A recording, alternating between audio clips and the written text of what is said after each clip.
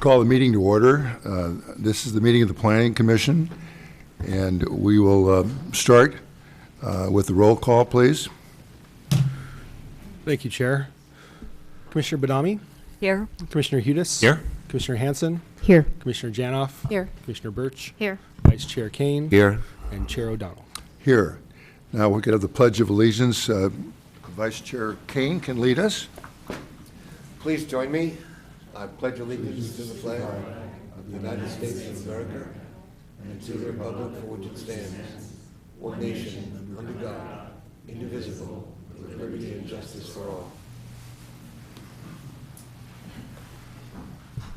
Before we move on, I'd just like to remind of you that have anything that, like a phone that makes noise, if you could put it on silent, we'd all appreciate it. Thank you. All right, we have time now for verbal communication. So if anybody has either given me a card or will give me a card, these items are not on the agenda, and you can talk about anything you want to that is not on the agenda. I have 3 cards here. The first one is from Susan Landry, and she wants us to pull an item from the agenda, and she doesn't have to say anything further to that. We will pull that from the agenda. So the second one is Angelia Dorner.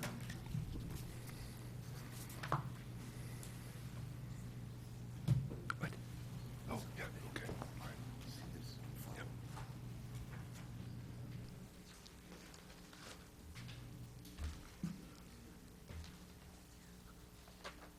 Thank you. Leave it there. So won't forget.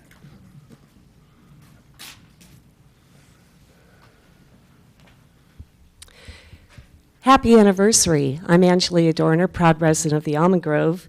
2 years and 5 days ago on this very site, you were first introduced to me for the first of many, many times, speaking here at these meetings as well as the town council. I announced the Cats Hill race held in the Almond Grove, including the grueling Cats Hill. So come on down this Saturday for the 43rd annual Cats race. And by the way, the great race is happening on Sunday, and Almond Grove will be full of folks as well. But y'all know I was really here to segue into the overwhelming need for the Almond Grove streets, sidewalks, and curbs that needed to be repaired, which had last been promised by our council in 1980. I am super proud to tell you that at the last town council meeting, we received final approval for the bid of finishing the entire project.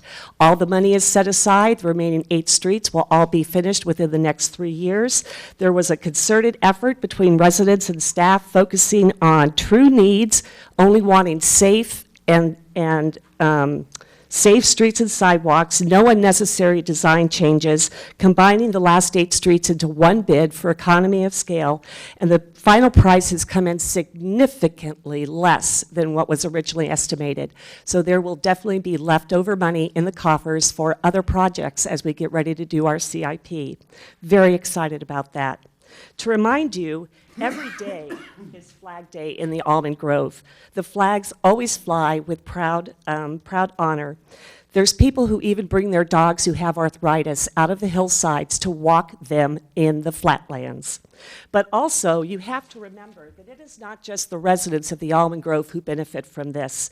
We have the Cats Hill, we have the Great Race, we have St. Mary's School and Church, with all of the funerals, weddings, and all of the other events that they have. We have the Country Fair in October, Halloween, 4,500 people usually attend. Staging the Christmas parade and the carriage rides, as well as all the new events that are going to be scheduled for the town this summer. The Almond Grove National Historical Registry, we're not just in the heart of downtown, we are the heart of downtown. So please be proud, along with me, that our streets are finally going to get done. Lastly, I just want to say that it really does take a concerted effort of the residents to be involved in the process of getting things going through the town process. What I really learned was that our council is not allowed by law to manage the town, but they hold the key to our vault with spending our money. They also hold the key to our futures along with you by making the decisions that are so important to the residents of this town.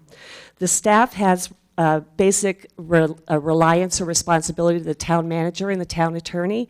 And so we need to be very involved, just like shown with Almond Grove, and we can make things happen for our futures. And thank you for being a part of that. Thank you very much. The other card I had also relates to the first request I had to remove the minutes from the consent calendar, and that's from someone who gave me his first name, I assume, Daniel. Okay, and we've already agreed to do that. So that takes care of, unless somebody else had something they wanted to say not on the agenda. We can move now to the subcommittee reports and commission matters. So if anyone has had a subcommittee meeting, now would be the time to report. Seeing none, we can move on. We have, under the consent items, the approval of minutes. That's been pulled, so we'll discuss that.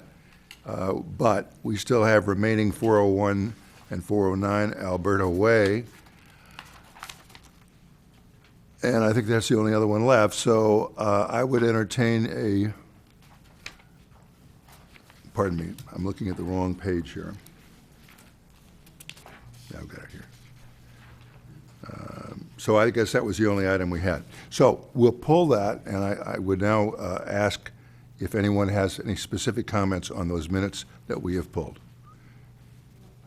So if you do, please come up and introduce yourself. I have your card here. So you are Susan Landry? Oh, thank you. Okay, thank you very much. I came here 2 weeks ago, I think, with the homeowners next to the 14333 Mulberry Lane. It's a flag lot. The house is, two-story house is being built in the back. And, I'm a landscape architect. I forgot to say that. I was hired by the owners of the front house to talk about the trees, look at the issue of the looking into the bedroom windows and things like that. So the reason we pulled this item from the agenda is, one, we wanted to thank Kendra for her additions to the staff recommendations about the 8 trees, about working with the homeowner. But mostly I'm concerned about 2 main things. After the meeting minutes were published, we've been receiving different emails from the owner and staff. They didn't correctly and accurately use the language. They added a couple words to the interpretation that the owner got very concerned about. Things like, is the tree height at maturity? Is the tree height at installation? We've been getting different emails from the landowner, and they've been proposing things, and we were supposed to meet. And so I'm mostly just here to express our concerns.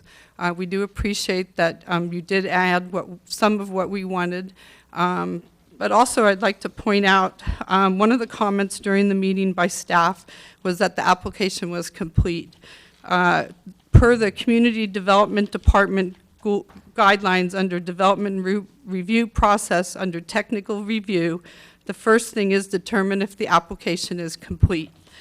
Under the single and 2-story residential design guidelines on page 36, privacy and solar access, 3.11.1 talks about, 3.11.2 talks about minimizing privacy intrusion on residents. They talk about windows. They talk about the second floor. These were not addressed prior to the application. They also talk about landscaping, mitigating privacy, screening purposes, and things like that. And I know the homeowner has spent a tremendous amount of money, not only on myself, not me, a lot on myself, but other consultants, architects, just to even get to this point and to be able to have the language added. One of the other things that's in the community development review, page 1, is all the driveways should be shown. The preliminary grading plan should be shown. And number 13 under B is existing and proposed utilities, water, sewage, disposal, gas, telephone lines are all supposed to be shown. The original submittal had none of that information on the topographic survey, which we consider incomplete. Thank you. All right, thank you very much. Yes, Commissioner Hudes. I had a question for the chair. Is this a consideration of the minutes, or is it a consideration of the project? Because Yes, I understand. I need to recuse myself from the matter if that's It what's should being be considered. just the minutes. I've allowed a lot of latitude there, but it should be just minutes. And we are through with that discussion. If anyone has any comments on the minutes, I might point out that if there were an appeal to the town council, they actually have the video and everything on this. So no matter what the minutes say, unless someone thinks it's improper or wrong or omitted something, you would have a complete record. So I don't want you to feel that something is missing. So, yes, Commissioner Benami. That being said, I'm ready to make a motion to approve the minutes of April 12, 2017. Commissioner Hudis? I did want to offer a correction. One second, though. We have a motion, and I'd like to entertain a second, and then if you want to make some comment, that's fine. Do I have a second? No, Daniel was represented. Does Daniel want to speak? No. Okay, so Commissioner Hanson, is that a second? Yes, that's a second. Okay, Commissioner Hudis, you wanted to say something? Yes, I wanted to express a correction to the minutes. It states that I would recuse myself from participating in the public hearing as the subject property is within 500 feet of his residence. It's actually within 500 feet of a property that I own. It's not my residence. Okay, I think that correction should be made, and I think it will be made. That having been done, do we have any other comments on the minutes? I move to approve the minutes as modified by Commissioner Hudis. All right, all those in favor? So it passes unanimously, and Commissioner Hudis, I think you can vote on the minutes, and you did, so it's unanimous. Vice Chair Kane. I have a question. We were just talking about appeal of matters from the Planning Commission. And if I may, Mr. Paulson, what is the time limit on that appeal? 10 days from the Planning Commission's decision. So if we discussed that at our last meeting, that time period has expired? Correct. I'm not suggesting they have an appeal or they don't have an appeal. I'm merely noting the record. So, Okay, thank you. okay. All right, so that disposes of the consent items. And now we can move to the first public hearing, which is number 2, which is the Winchester Boulevard, 15860, 880, and 894. May I have a staff report, please? Good evening, Chair and Commissioners. The proposed architecture and site and subdivision applications were last considered by the Planning Commission on January 25th of this year. The Commission continued the applications with direction to the applicant to consider incorporating comments made by the Commission at the January 25th meeting. In response, the applicant has made revisions to the plans, which include modifications to the architectural elements of the building, siting of the building, site elements, and clarification to the landscape sheets with regards to the consulting arborist report. Additionally, the applicant's traffic consultant, Hexagon, has provided a letter, which is included as Exhibit 26, to address concerns raised regarding traffic and safety. Lastly, the applicant continued neighborhood outreach by meeting with the neighbors twice on February 16th and March 2nd to discuss changes to the project. Meeting attendees for the February 16th meeting are included as Exhibit 25. Should the Planning Commission determine that the direction provided has been adequately addressed, it can take the following actions contained in Exhibit 21 to approve the project with the conditions of approval included as Exhibit 22.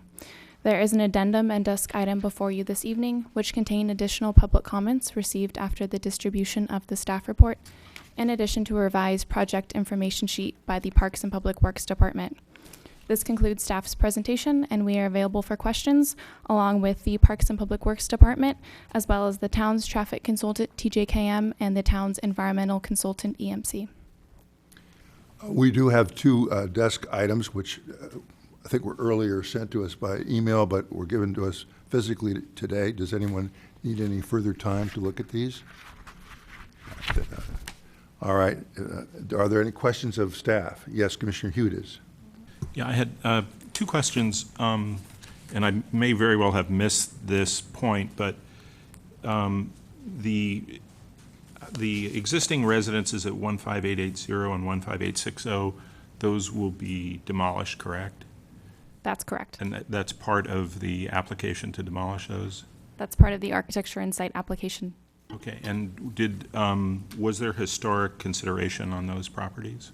There was. The homes went to the Historic Preservation Committee and were removed. Okay, so I missed that one. Thank you. The other one, was about occupancy, and I wondered if there are any options to limit occupancy. I think there's been discussion about how many people may be working there, and the applicant has suggested some numbers ranging from 120 or 125 up to 300. Are there any options for the Planning Commission to limit the occupancy? That to staff, I have my own opinion, but I think, I'm not sure the staff heard the question. There was another conversation going on. If I understand, you're saying, if we assume for the moment the occupancy might otherwise violate some of our ordinances, is there something we can do about it? Is that the correct question? Yes, that's correct. All right, so I'll direct that to staff. So I would just offer that building code is what regulates occupancy. If you want to modify that in some way, I guess it's possible. I haven't seen that tactic taken to date, at least with my time here. And I would look to the town attorney if he has any additional input on that. I'm not sure that's what you were asking, or is it? It actually is what I was asking. Okay. Were there any options for the Planning Commission to limit occupancy? In retrospect? In other words, are you applying it to this matter or just in general? No, to this matter as we consider this particular project in front of us. And I would just also, in addition, we don't have the actual building code occupancy here today, so I wouldn't be able to give you a starting point and whether or not your number would be limiting it by, some percentage or not limiting it all and actually maybe over what can be proposed. Well, let me just ask council, were one to amend that and somebody's already there, they might have some vested rights or not? We do not have in our municipal code, in our zoning, that restricts that we can do restrictions based on occupancy levels. We use the building code, as Joel mentioned. If that's something we need to look at, we need to look at it globally and not just start discretionarily determine project by project. It's the same as we've dealt with this issue with, let's say, for restaurants. We do have a seating requirement that might say you can have seating for 24, but that doesn't limit the occupancy to 24 people. They can have much more in a restaurant based on their occupancy. So it's something that we've wrestled with in both the restaurant and with possibly office, but our code does not give us that opportunity to restrict occupancy levels. Thank you. Commissioner Badami? Is there a reason the story poles weren't updated on the southern side of the property so that we could get a perception of the reduced height on the southern side? The applicant can respond in there, speaking with the commission about why the story poles weren't modified. Thank you. Commissioner Hanson? I had a question about traffic, and it might be partly for staff and partly for the traffic consultant. We did receive a detailed letter. I don't know if members of the audience had a chance to review it, but we received a detailed letter from the traffic consultant addressing two specific questions about left turns onto Winchester, and I'm looking at another one. It was about the traffic light, whether we have a traffic light at Shelburne Way. And I appreciated those answers. And then Parks and Public Works, in addition, gave us a comment letter and went through some of these issues. I had a kind of a more general question about the traffic situation, and that was this. A number of the residents are still concerned about traffic turning left onto Winchester. So I just wondered if the current proposal, which had basically roughly a third of the parking on the ground level on, facing Winchester and coming out to Winchester, with the remaining parking underground coming out onto Shelburne. I wondered if that was the best solution for safety. Like, is it possible that it might be safer if all of it were, as some of the residents proposed, under coming out of Shelburne? Or would that cause more concerns or unintended consequences? So that, I don't know who is the best person to answer that question, but that I just was trying to understand, is that the best design from a safety perspective? And we have Parks and Public Works staff here. Before you can do answer that, could I just ask one question? We do have a traffic report, which does, were one to take that, it answers the question. The question I guess I have is that traffic report something that the staff would stand behind? In other words, does that express your opinion? I believe Ms. Peterson can answer those inquiries. Thank you, Lisa Peterson, Town Engineer.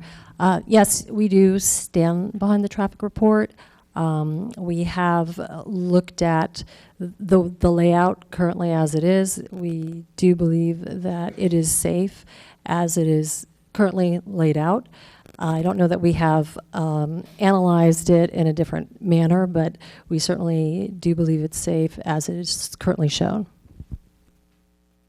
Is there a follow-up question? Go ahead. Yeah, thank you for that. And again, I thank you and the traffic consultant for the detail that you gave and the detailed answers that explained it and, you know, gave us all the comfort. So I just wondered if there was an issue about, I was thinking about, there was the peak traffic analysis that would talk about coming in and out in the AM and PM. Since this is relatively close to downtown and there might be 300 people, I didn't know if it was something to be concerned about, but I wondered about like the lunch hour as well. It's not normally considered a peak hour, but I would imagine a lot of people turning left, whether they came out of Winchester or Shelburne going downtown, and I wondered if that was something that would trigger a concern from safety that we should have looked at. But I know it's not normally part of the traffic analysis, but it occurred to me to think about that. So is that a question? Yes, I'm wondering if we should be concerned about that. So again, we're very comfortable with the layout and what is shown, and we believe it's safe. Commissioner Janov, did you have your hand up? No. Okay. Vice Chair Kane? Well, it's a question on procedure. I have a traffic analysis, and I'd like to know when it would be appropriate to provide it, even though it's not in the form of a question. So that information, if you have information that you have prepared, that would be, should be brought up during deliberations after the public testimony. Thank you.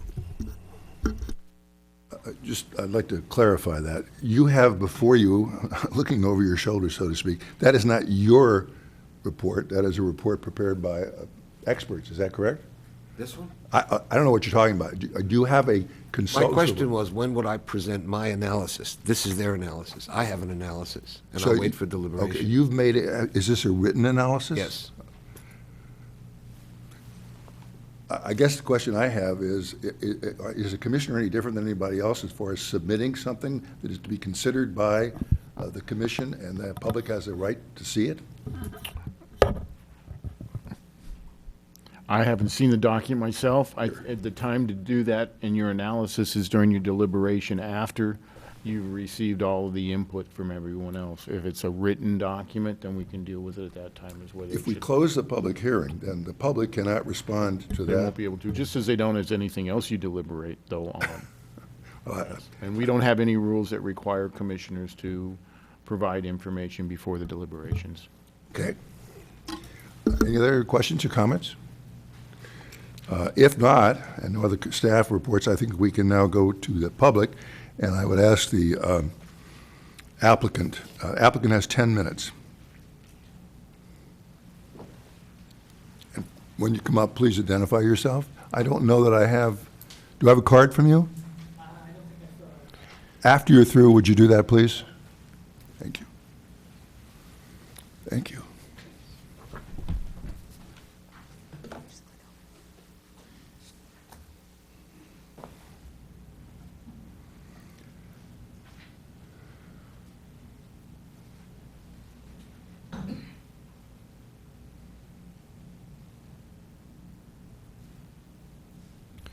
Jocelyn, there you go.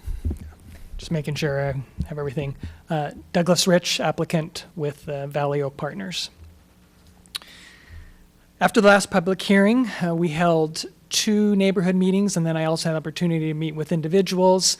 The changes that I'm presenting you tonight are the result of those meetings, as well as the feedback that we received from Commission at the last public hearing.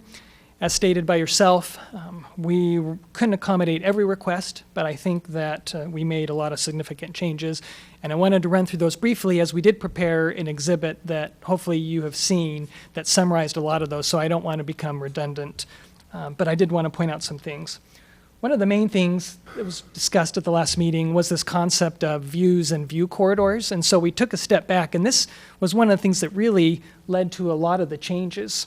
As you are aware, we're going to be retaining a fair amount of existing trees. And here is an exhibit that shows these existing trees. You have this tree over here, these two over here. And as you look at this from Winchester, I think one of the things that immediately popped out to us was you kind of have two windows, I'll call them, right? Because clearly the views here, here, and here are obstructed by the existing trees, which we are retaining.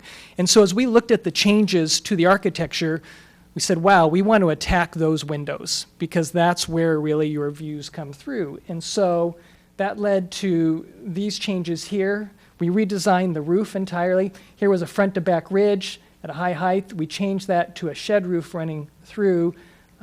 That dropped the height significantly through that window, as you've seen in your exhibit here.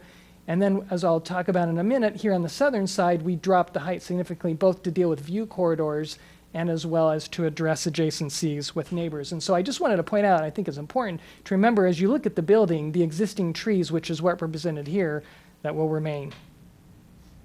Here, as I mentioned, on the southern end, we revised the building significantly, taking this down from a two-story element down to one-story element, moving the setback here that stayed the same at 78, another 18 to 22 feet, so call it 100 feet until you start hitting the two-story elements. We eliminated, as mentioned, the tall architectural features here and here, eliminating through. Another tall architectural feature that we removed on the southern end. We relocated the fan vent entirely away from the southern property line over internally through the building. And then we replaced the decorative metal panel with a masonry wall for safety and light. In addition to those changes, we went back and redesigned the materials, colors, etc. Here as before, very stark, metallic, lots of glazing. Hopefully, architecture's in the eye of the beholder, but we added a lot of earthen materials, darker colors here, along with the roof line. I really feel like this starts to look like a home here, along here, and on the other end as well. And then the last thing was we were able to push the building back. The request was 10 feet. Doing that had some grading, drainage, and tree impacts. But we were able to push it back an additional 6 feet beyond what it was before, away from Winchester. That did have the impact of eliminating 2 trees along the rear. We were still able to save some, but we were able to save 1 additional tree along the front. And here's just the artist renderings of the 2 before and after. At this point, I'd like to turn the time over to our traffic engineer to discuss the driveway access as well as the circulation traffic signal based on the comments that was received at the last public hearing.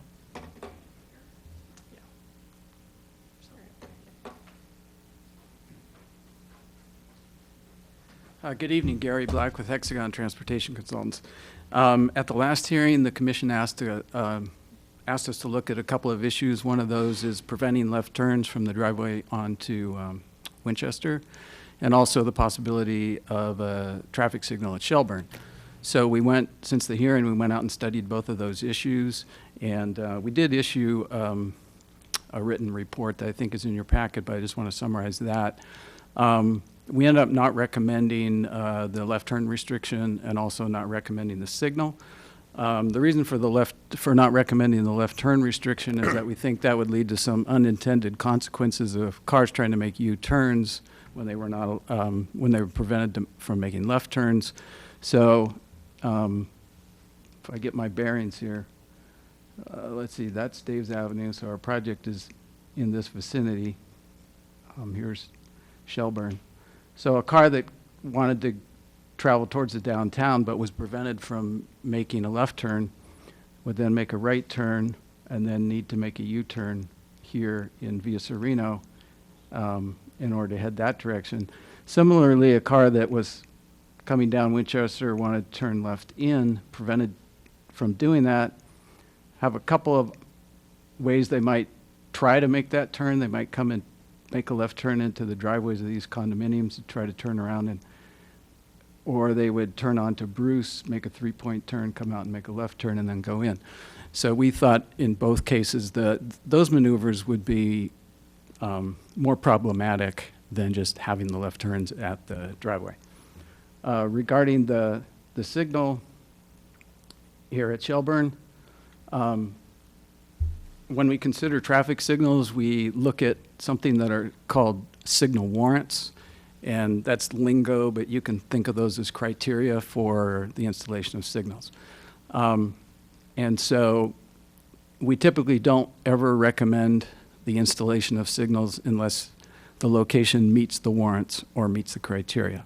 So we looked at the signal warrants at that location. We found that that location did not meet the warrants for a signal, and therefore we would recommend that a signal not be installed at that location.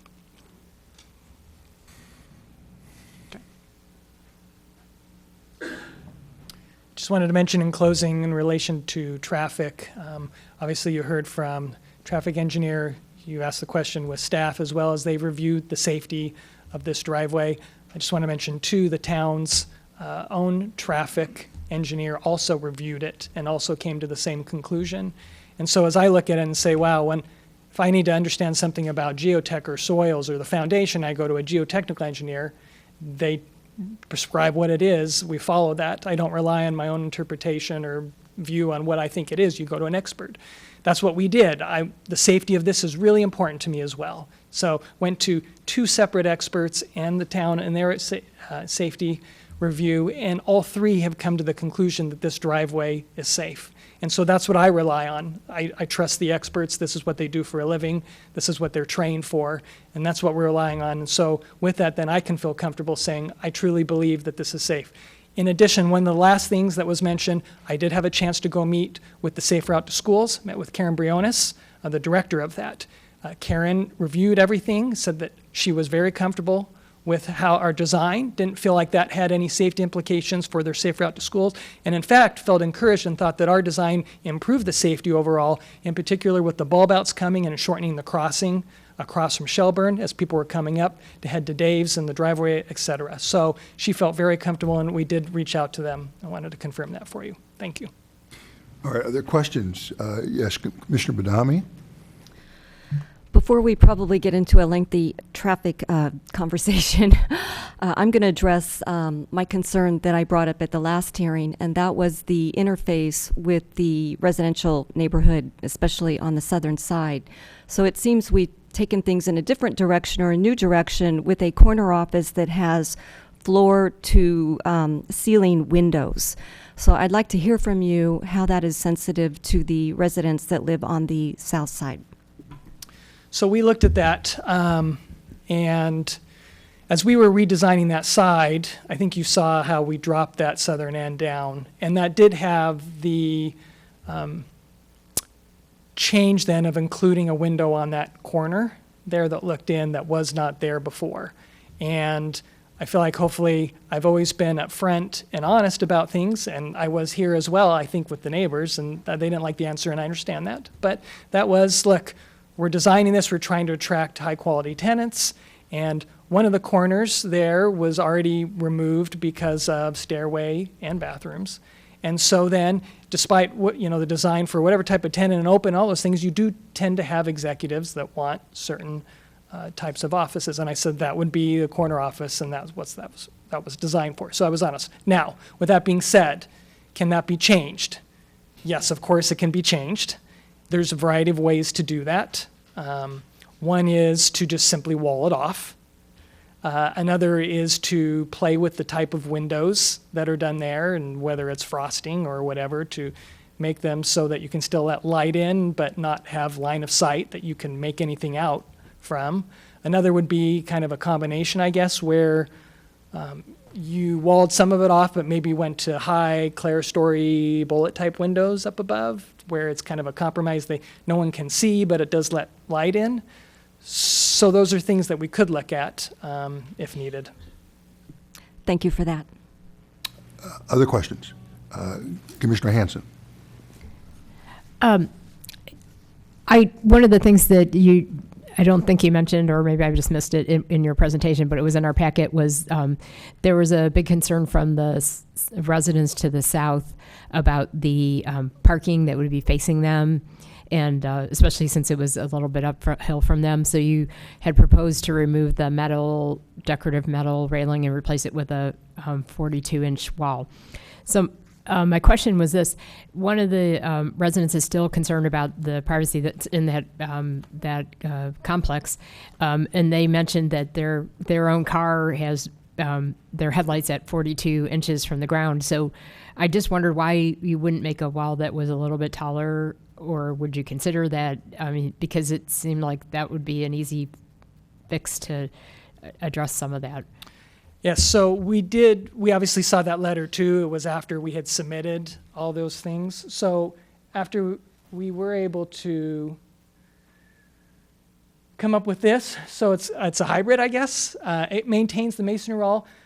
In my experience, large masonry wall is never the most aesthetic and appropriate thing. So the compromise there was to keep the masonry wall that addressed the safety side of it from cars coming off of there, but then adding back the decorative metal panel above there to have the appropriate height to shield the headlight or any diffusion or diffraction or whatever you want to call it that came over there. So we did have that, and I added that, and so we're certainly comfortable doing that along that side to address that concern. So what would be the height, including the metal railing? Well, right now, so it's 42, and we were doing another 2 feet beyond that, so that's 66. Okay. All right, thank you. Yes, Commissioner Janoff. Just to follow up, there was some concern with the decorative metal panel at our last hearing that it didn't provide sufficient blocking of the light that might be coming from the car headlights. Is this metal panel different in design such that it would block the light coming from the taller headlight cars? So, a couple things. One was that although headlights can be above that, most of them are not. And so the masonry wall was meant to capture 80 or 90%. The rest there, this panel is designed, and the amount of openings and slits in it is very small. So the amount of light getting through, I feel, is de minimis. If that's a concern, we could go to something that's just completely opaque and doesn't allow any light through, if that's needed. I was trying to get something that did have a little bit of design to it and still had, but it did have a little bit of design to it. I think we were coming this way. Vice Chair Kane? Mr. Rich, on the Shelbourne intersection with Winchester, would you consider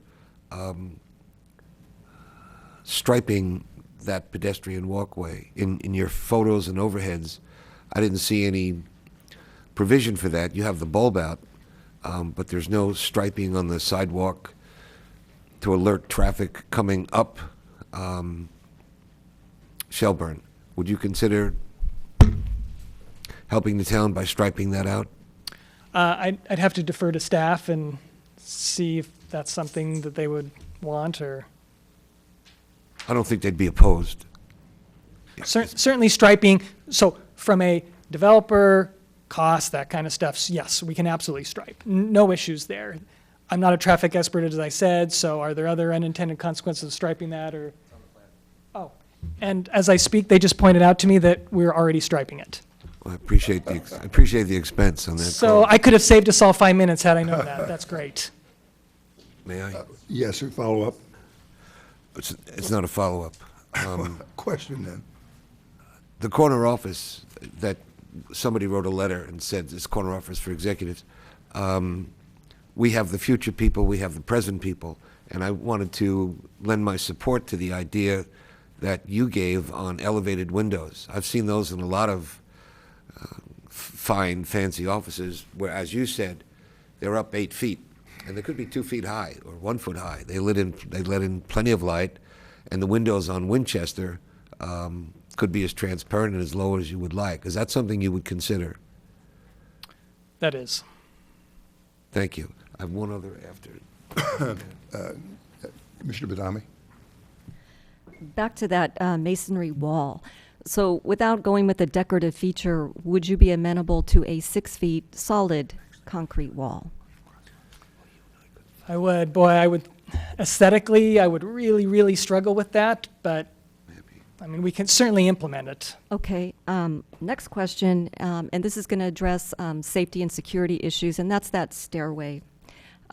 Is there any way to secure it? Okay, we can do one better. Oh, let's go for it. Let's hear it. How about we eliminate it entirely there and move it here internally?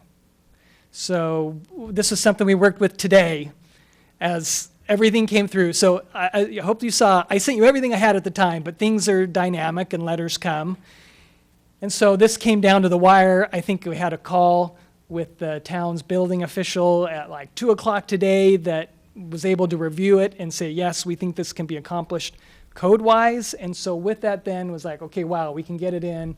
So that'll go entirely, will be internal to the structure and come up and be tied into the existing stairwell. And so it's gone. Bingo. I just want to comment to the author of one of the letters that I did go look at the other building on Winchester, the medical center, and there is signs of homeless and vagrants. And that concerned me greatly. So I don't know if the town or the police department wants to take note of it. But I'm glad you take care of that for our community. Thank you. Commissioner Hughes. Thank you. And I have a number of questions, but I think I'm going to hold most of them until after the public testimony. I did want to, my questions were mostly about trees and architectural style, and those can wait, I think. But I did have a question about the traffic flow and the parking situation. Given that there was a fair amount of, well, first of all, I would like to commend you for the changes that you've made with regard to the height and the architecture and the ability of this building to be more compatible with the neighborhood. And I think the listening, taking feedback, and then actually doing something about it, which is the case, I think is very, very important. And I think it's going to lead to a much more successful development when this is further considered. But my question about the parking and the situation there was, given all of the feedback about the left turn situation and the feedback from the Planning Commission as well last time, did you consider making the entrance for all the parking from Shelburne, and what would the implications of that being, eliminating an entrance and egress on Winchester? It was something we looked at even previously as we were just starting from scratch, looking at the entire project. I guess I actually have a lot of thoughts on this particular subject because obviously it's come up. It's something we've looked at a lot. The first is, it's interesting, right? Because we sit here tonight in our particular project, and I think as you look at design in general, right? I think most people would agree splitting up driveway access is smart design, right? Not funneling everything in through one driveway. It's better for the environment, it's better for traffic implications, it's better for how things get diffused out. And so as we first started this, we said, that's a smart move to do that. In addition, we looked and said, okay, obviously this property is general planned for office. Why is that? We looked at that, and it's not just ours, it's that corridor, and said, well, I look at that, and that makes a lot of sense with what the town did, because Winchester is designed to handle this type of project and this type of volumes. And with that then, in its proximity to downtown and all those things, it made a lot of sense to me that this was the funnel for not just our property, but the ones up along the whole corridor, and some that don't have two streets with them, right? So they will be, and as we've seen, have been designed to access Winchester. But with all that being said, could we still just try and do it off of Shelburne? That becomes very problematic because now you're talking about a dual entrance driveway, right? You're going to have some people that need to be at grade, some that need to go down. That poses, I think, from my point of view, a very different type of safety issue, right? Where you could have one car in one driveway wanting to go right and one wanting to go left, and now they're crossing each other at the same time. Every once in a while, as all of us drive around in a commercial application, you run into that, and I think all of us feel, wow, this is not safe, right? If I'm trying to go there and they're trying to cross me, it's a really tough. And so we looked at that and said, that creates a dangerous situation with dual driveways. It also obviously has an impact of dramatically reducing the amount of parking because driveways take up a lot of parking as well. And then we looked at it, and as we got further, we looked at the traffic study, and like I said, I rely on the experts to say what's safe. And then I take a step back and say, well, what are we talking about here? And the traffic study that's going to be using that driveway at the peak time, right, the most busy time of the day, you're talking about 10 cars that are going. And some may be clumped in, they may come in a spurt of 3 minutes, or they may be spaced out, I understand. But I think if you think about it with 10 cars, and you just said, okay, well, if the average, that's one every 6 minutes, right? I think if we were to just say, okay, let's stop right here, and I'm gonna time, and I'm gonna go 6 minutes, I think it would be so uncomfortably long, we would say, wow, I think that driveway, as far as the amount of volume going through there, makes sense onto a major arterial through the town. So those were all the considerations that went into our approach. Smart design, general plan, Winchester's designed to handle this. Yes, absolutely. Like I said, I'm trying to be honest. It would absolutely have detrimental impacts to the design of the building, and safety concerns with dual driveways as well were all the reasons why we decided, you know what, the dual driveway, which has been recommended on so many other projects, is the way to go. Commissioner Hudis. Just as a quick follow-up on that, so that explanation makes sense, but I guess one of the foundations of that is the premise that the building size doesn't change. And so when I look at some of the feedback that came previously and the issues that were raised about trees, about the imposition on the neighbors in the townhouse development next door, I guess the question would be, the problems that you've raised here with the parking, could some of those be mitigated if the building were somewhat smaller?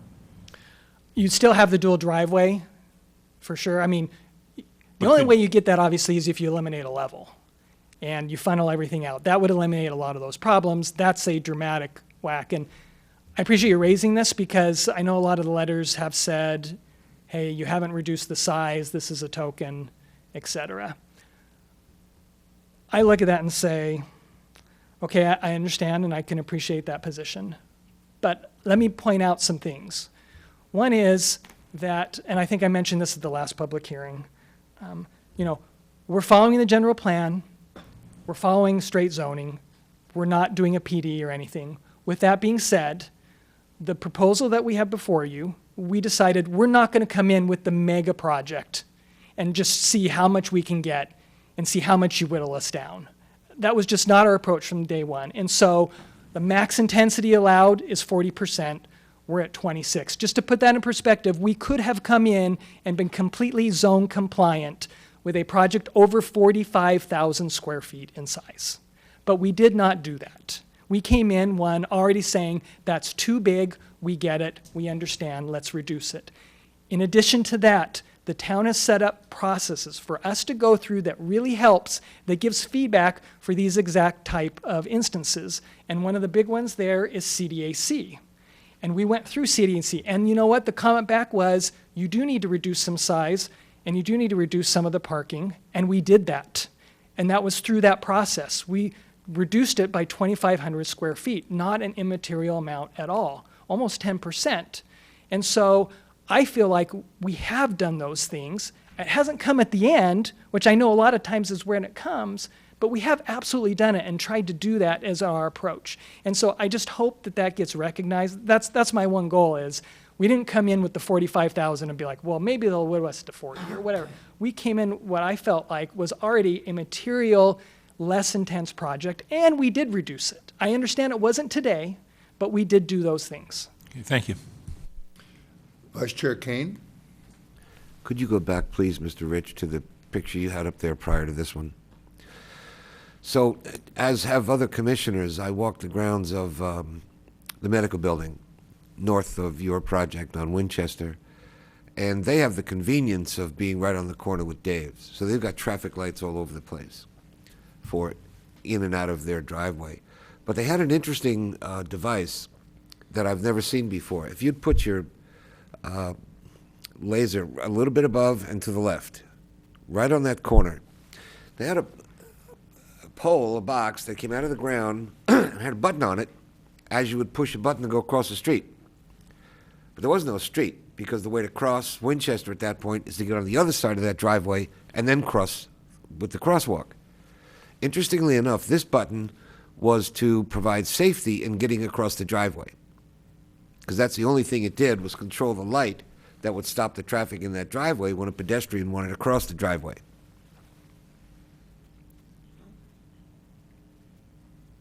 Sorry. It gave me an idea, as I will report later. I have concerns about that left-hand turn coming out. And here's a consideration and a question.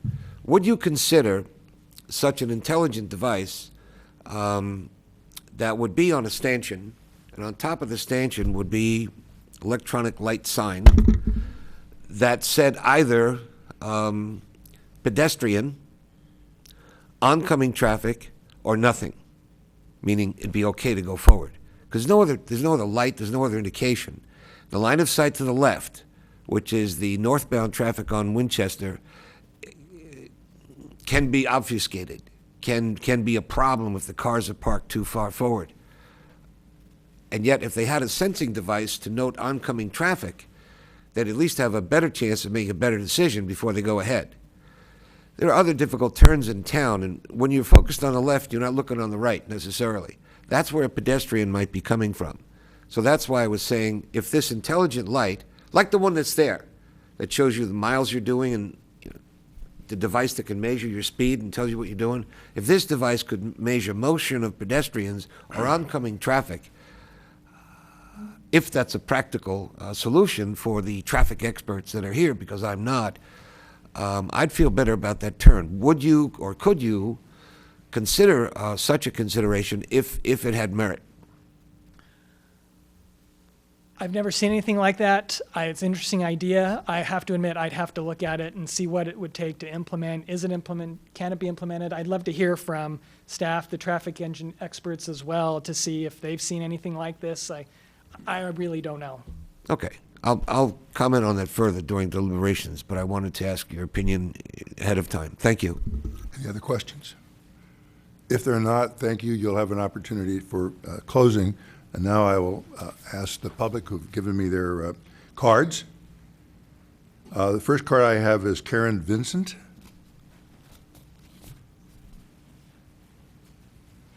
So you will have 3 minutes. And just to remind you, when the first light comes on, that doesn't mean you're over. That means you've got 30 seconds more. The red light comes on, that means you're over. So there's yellow light, means 30 seconds. Red light means that's it. Okay. Hi, my name is Karen Vincent, and I'm one of the owner occupants at the University Oaks condo.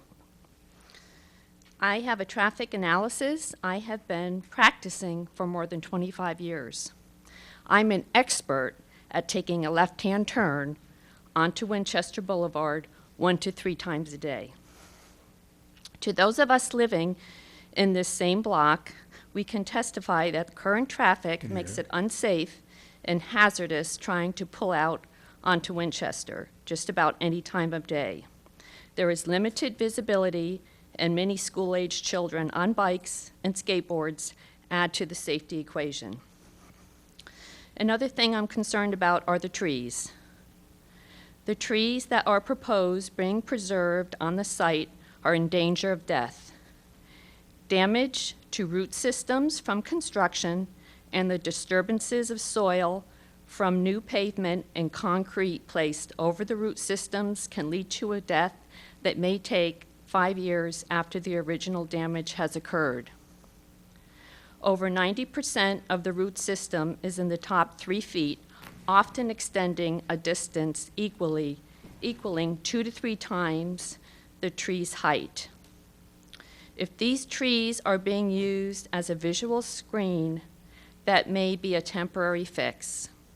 Once the trees are dead, there will be no screen, and no one will be there to replace the trees with ones of the same size if replacement is done at all.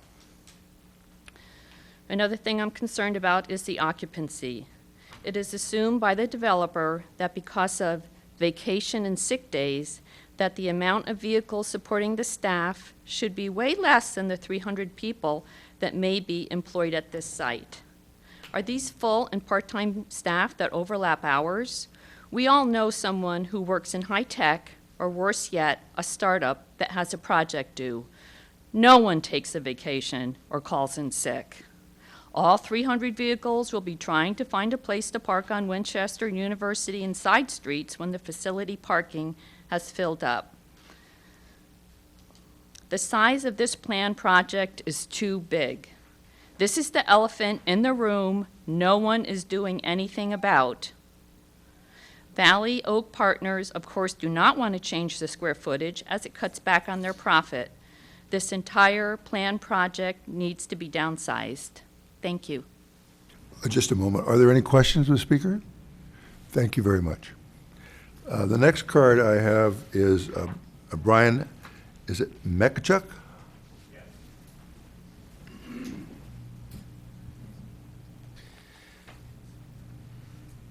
Hi.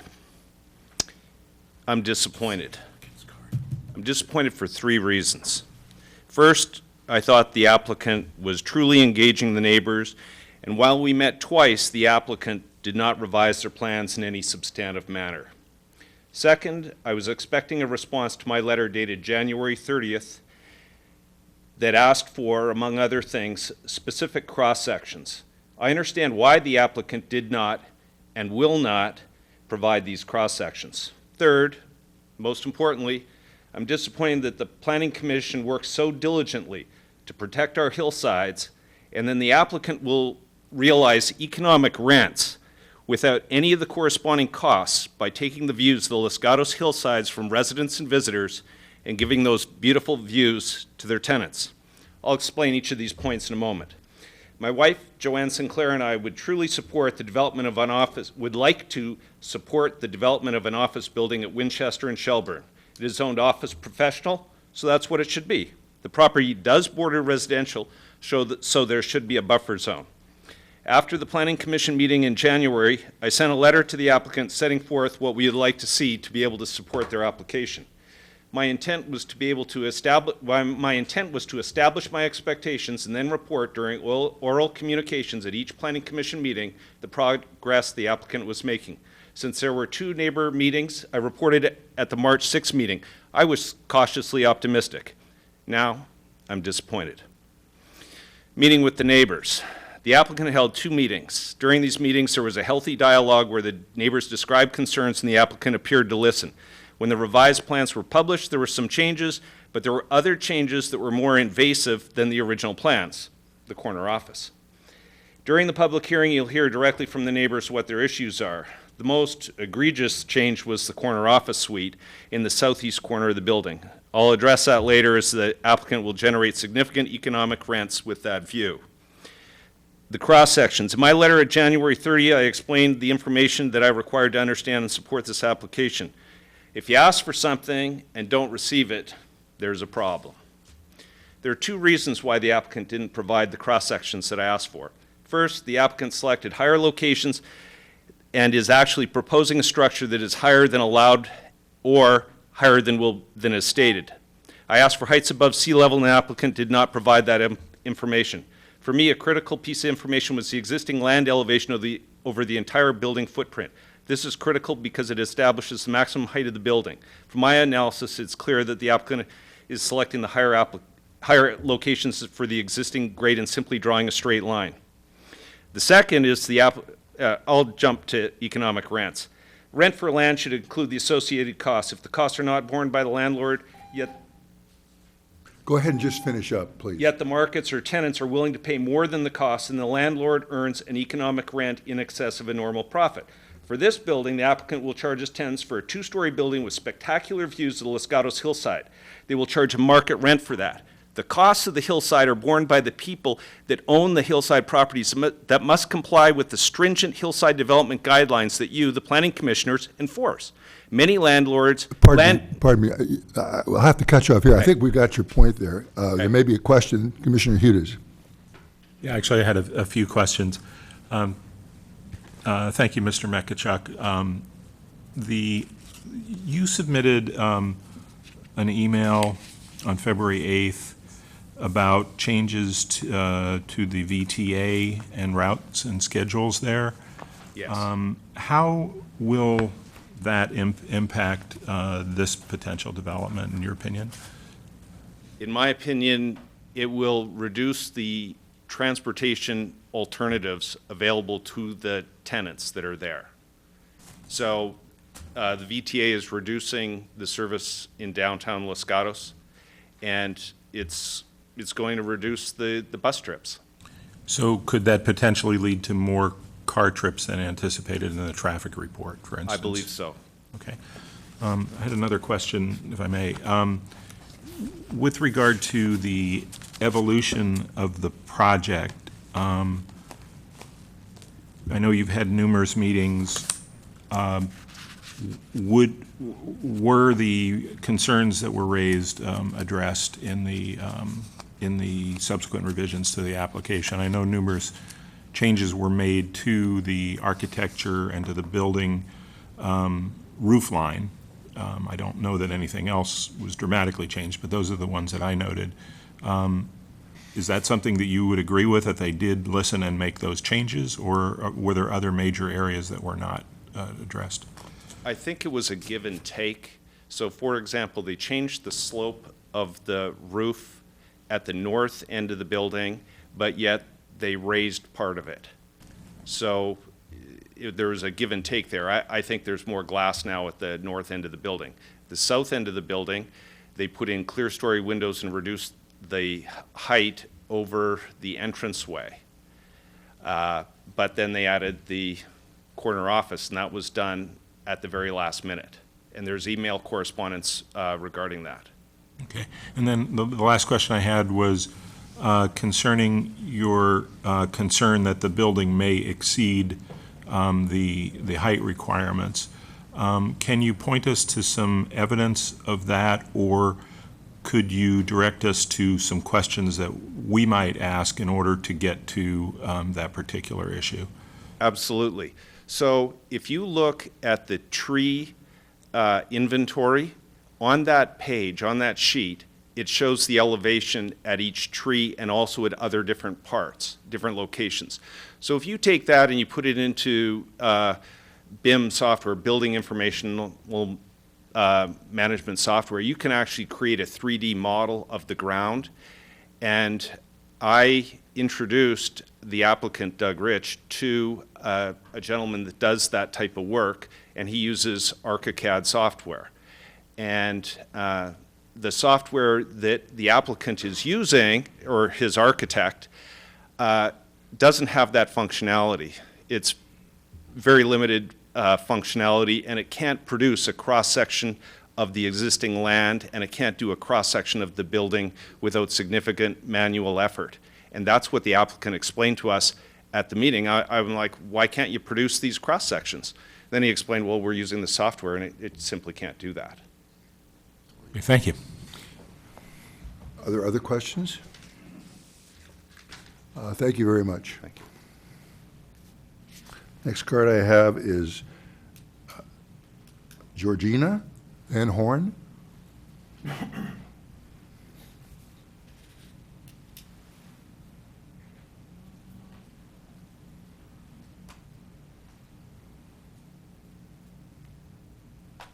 I'm Georgina Van Horn. I'm 706 Winchester Boulevard. I'm one of the two that are closest to the project. Two main concerns, and again, you've heard some of them. The massiveness of the building that will overwhelm that whole area. If you drive from Lark into town, you see all the trees that kind of put the buildings to the side, and that's our richness here. And this building will overwhelm that whole neighborhood. It's connected with my second concern, and that's what we've talked about, is safety. And I've been in that townhouse for 30 years, so I've seen traffic increase dramatically, as we all have. Cars come around the bend from Blossom Hill at 35 to 50 miles an hour. It's a 25-mile-an-hour zone. And you know there's walkers, joggers, people with kids coming, walking, bikes, and there's no bike lane right there. So we also have adults on bikes right in the right-hand lane of the boulevard. The bigger the building, the more cars. Will there be enough parking for everybody? So that will affect the whole area. And my concern is also, it's a little frustrating to hear the result of the traffic reports. When I have been there 30 years, I don't know who else could give a better picture. I haven't been asked. I've gone in and out of that driveway that is literally right to the side of the project, in and out, day in and day out for 30 years. So I ask you to consider all this. Also, I know you give thoughtful consideration, and I can tell by your questions. What I'd like you to think about as you make your decisions, that the decisions you make will affect us, those who live there, those who drive there, day in and day out for many years. Let's see if there are some questions. Yes. Vice Chair Kane? You've been making that left-hand turn for 30 years? Yes. Have any accidents? No, I haven't, because I wait. First of all, I have to make sure I'm back enough and make sure that both sides of the sidewalks are clear. And so often, you know, there's a walker, and even they have to be quite a ways away too when I wait. And then I make sure there are no cars coming from Blossom Hill and no cars coming from Dave's Avenue. So it's not an easy turn. Do you No. sometimes decide to turn right and go Yes, to Shelbourne? lots of times. In fact, I did that today. Go to Shelbourne and come around? Yes, exactly. Thank you. Yes, Commissioner Hughes? Thank you. It's actually been a long time since I drove that during school hours. I used to do that every morning with 3 children, and it was pretty rough then. And then I think they improved the intersection at Dave's Avenue a Right. few years ago. And this relates to the traffic study that was done. You know, being there, what time of day do you experience the greatest traffic congestion? In the morning. Like 8 o'clock or school hour, or you know, what? Yes, actually is earlier, 7:30, 7:30 to, it could be 9:30 also. And then, of course, we never know. And when I had to make the right-hand turn was just in the middle, actually was coming here. So that was about 6:30. So I never know how busy it's going to be. What about when school gets out in the afternoon? That Is too, and that we have a lot of the kids on bikes too from Fisher, and the kids and parents with the strollers that are going to pick up the kids also. Okay, thank you. You're welcome. Thank you very much. Can I confirm that all of us have visited that property? Has anybody not visited? All right, everybody has visited the property. Thank you very much. Thank you very much. The next card I have is Andrew Spiker.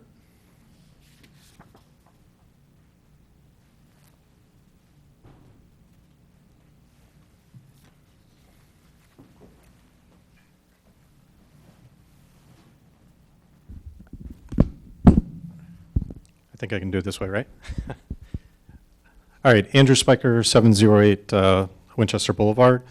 First, thank you, Doug, for continuing the improvements here. We're just not there yet. Size is a definite concern. We proposed both single-story, dropping the building more, and the Winchester entrance being gone, which is kind of shown here. We heard more than just safety. We also heard there was financial impacts to the viability of the building as well that led to some of the decisions. Size is a little disingenuous saying 26%. This is someone that lives beside, we're right beside Georgina and I. What's elevated above existing grade is shaded in the red X here. I don't feel like this is 26%. Also, the fact that it's elevated and 35 feet on top of elevated makes this just feel very large. Play the guessing game here. Can you pull out in the 1.3 seconds that you have at normal speed here? This is just insane. I mean, you've heard it over and over again. I pull out of the same driveway. This is taken from where their driveway was going to be, as opposed to what the traffic report showed with someone taking a picture from in the street, which was a little disingenuous. Precedent, since we last talked, for sale, available, and vacated, all the properties in between the two offices. So we're not making a decision for one building tonight. We're talking about potentially 600 cars. Head-in parking, it's good to hear that the wall is being really considered, but really at the end of the day, we want these head-in parking spaces removed or reconfigured in a parallel parking way, which we've shown other offices have done. Just to show you, this is Georgina and my windows that are at grade with the cars, so you can kind of see the windows these lights are going to be shining in. Stairs, awesome. Sorry. But we haven't addressed the dead zone. So as a president of the HOA, I actually know there's a dead zone on the other side, and there's lots of trash and what's not between the wall and the next building over. We haven't talked about this 10-foot buffer. The HOA actually met and suggested that we tie our wall into this property's wall to get rid of that dead zone, but we haven't made any progress on removing that. Finally, privacy. I mean, this is the view of the corner office from my son's bedroom. Just totally unacceptable. Traffic and parking, we don't think the traffic reports have been very consistent. They're talking about buildings that are very different, multi-tenant, have very different traffic patterns. And then parking, we just haven't been able to get a guarantee that the amount of parking here is going to be sufficient for all tenant use of this building. So at the end of the day, what we'd like to see is that we preserve and enhance the existing residential neighborhood in terms of size, and that we protect that buffer in terms of privacy, safety, and security. Thank you. Thank you. Are there questions? Yes. Yeah. Now I can go back here. Hang on. Which Can one? I ask you to go back to the slide that showed the view from your son's window?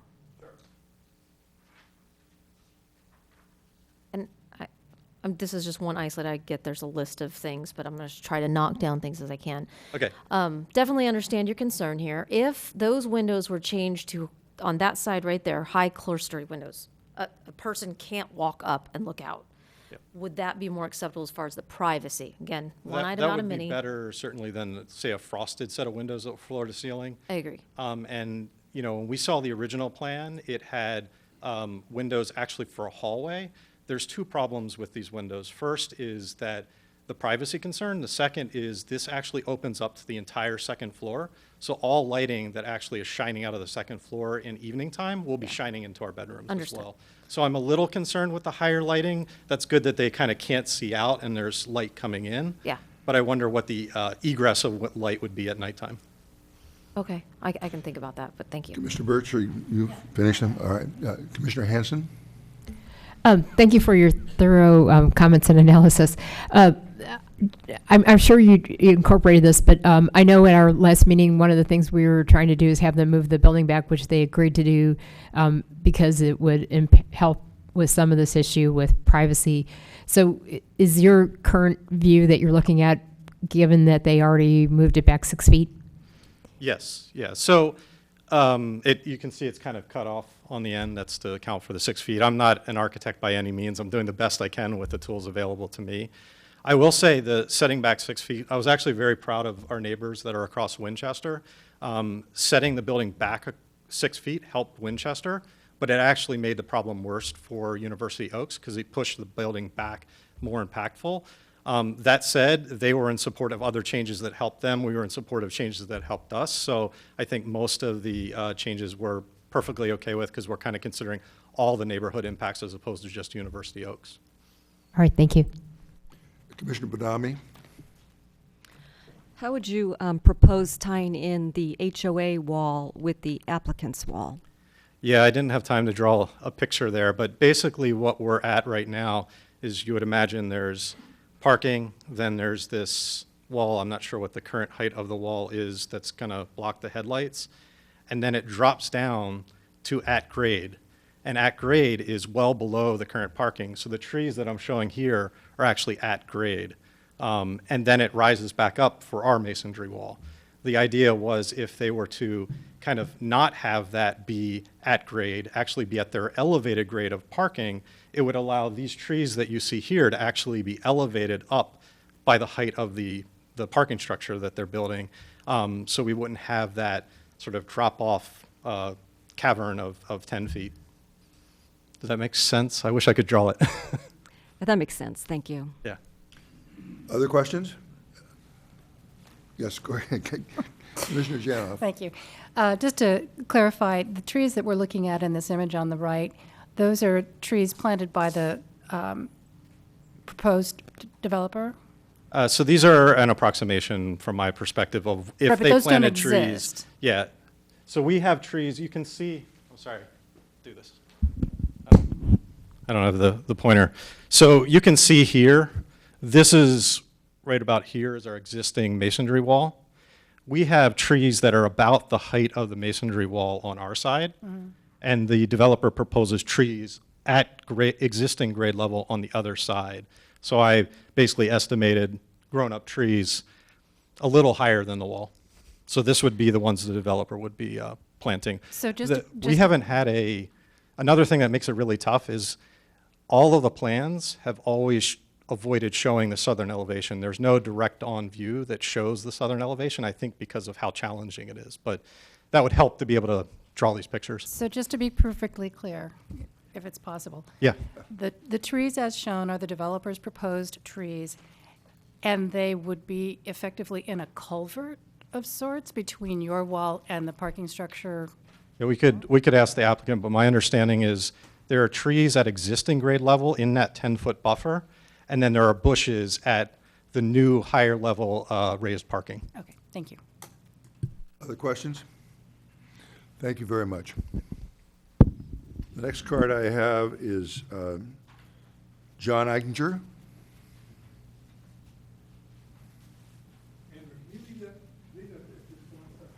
Which one? That one?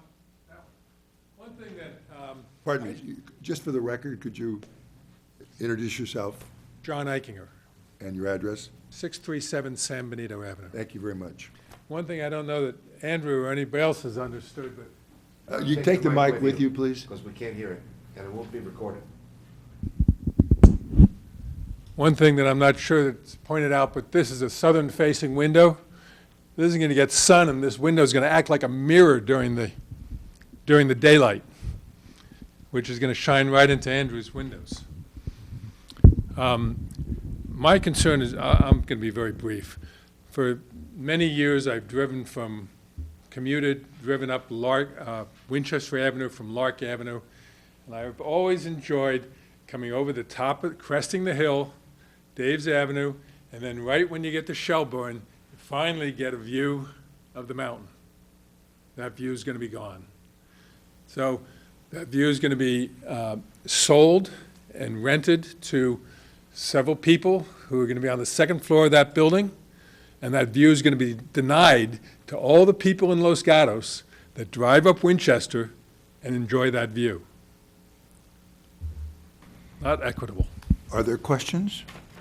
Thank you very much.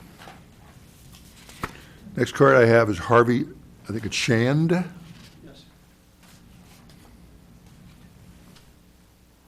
Hi, I'm Harvey Shand, and I live at 15573 Carrill Court, which is just off Dave's Avenue, across the street from Dave's Avenue School.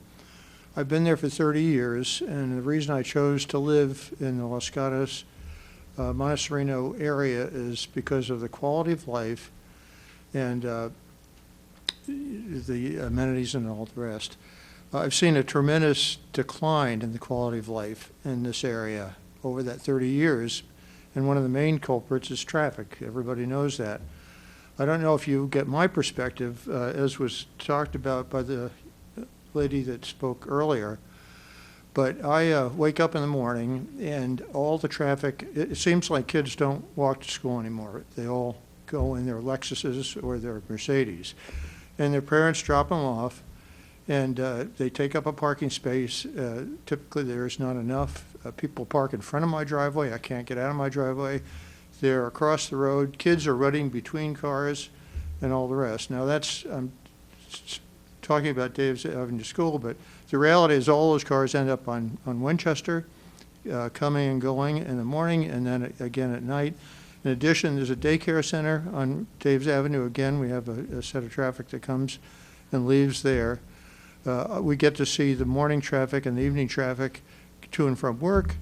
There's no question that we have a serious traffic problem. So I think this doesn't do any good for the city of Los Gatos in terms of quality of life when we deal with putting out extra traffic on a main thoroughfare like this. The other big issue that I see is parking, and that's the elephant in the room that's mentioned earlier. It's been brought up by several people. The problem I see there is that, first of all, there's no parking on Winchester. So one of your main thoroughfares doesn't have any place to park a car. Then you start looking at I was first disturbed by the information I learned about the building, that it was only providing 2/3, I believe, of the required parking. So 1/3 is left to trying to find someplace to park. On top of that, did anybody consider, we talk about traffic studies, we did a bad one in Montesreno. They came midday on Dave's Avenue. And of course, we don't have those issues at that time of day. But my point was going to be that this business doesn't just have employees working there. They have clients coming in. They've got maintenance people coming in. They've got other workers, deliveries. There's a lot more parking required to service a building like this than is being planned for. And there's very little parking available on side streets, which is the only alternative to those employees who can't find one of those chosen spots in the building. So that's my main points. Commissioner Hughes has a question of you. Sure. Yeah, the same question I asked before. At what time do you see the most issue with the traffic congestion, particularly on Winchester? It's pretty much terrible in the morning and the evening. In the morning, you've got people going to work on Winchester. You've got parents coming. It's 8:30 time frame, all looking for parking spaces, all letting their kids out of the cars, running across streets. Is it all morning? Could you give me roughly the time? Probably an hour or two or so. Around what time would you say? I would say around 8 o'clock. Around 8 o'clock. And then what about in the afternoon? It's when school gets out, which is around 3 o'clock. Okay. But then we have the daycare center that has people picking up from Winchester on the Daves, picking up their kids anywhere from 3 to 6 at night. So we have that. We see that. Okay. And the parking is terrible during those periods. Thank you. It's also very dangerous, by the way. Are there other questions? Thank you. Thank you, sir. I have 2 cards left. I think it's Gennari Diaz. Gennari?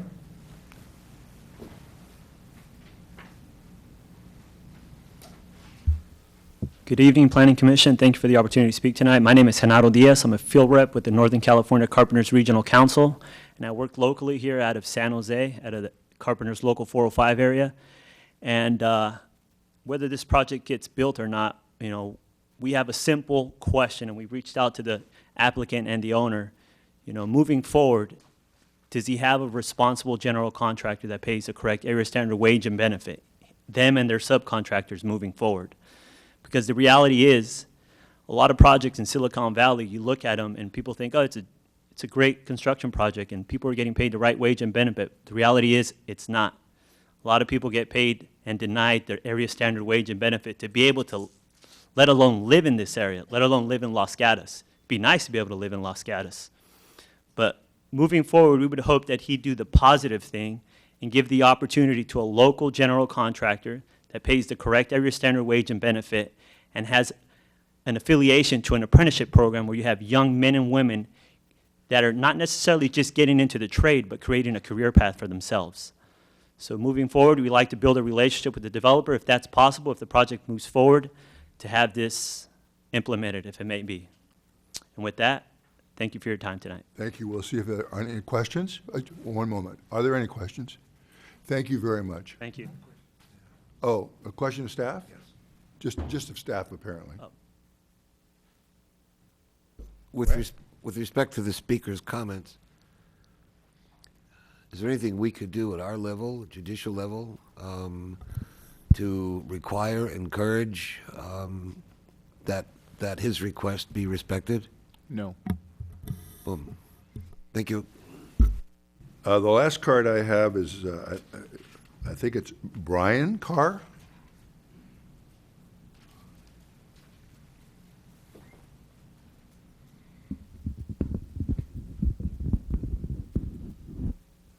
Good evening, Commission, and thank you for allowing me to speak today. Brian Carr, 17566 San Benito Way. Our home is the closest single-family Los Gatos home to the proposed project.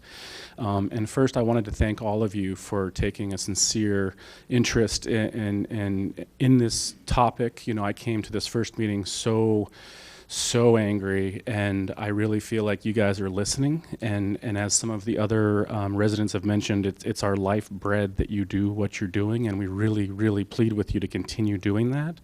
I do want to thank the applicant for scheduling multiple meetings to speak with the residents. I've attended all of them. However, I too am disappointed in the fact that nothing really major has been reduced to the building.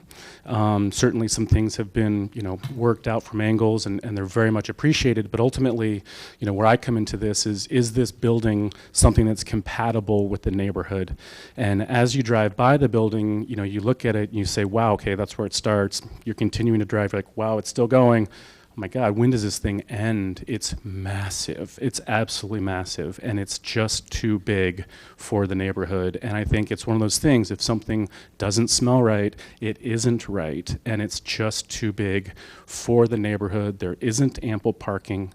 There's been some very major recommendations to the applicant, things like single stories, things that would definitely work within the neighborhood, and those have not been addressed. And so I think what's happening is this is still being tried to be pushed forward when the data doesn't add up, and it's not going to work out. And I think something major needs to change if, in fact, this is to be compatible with the neighborhood, which I think is a major priority for all of us. So, thank you. Questions? Thank you very much. Before we have the closing, we're going to take a 5-minute break, and we'll resume then.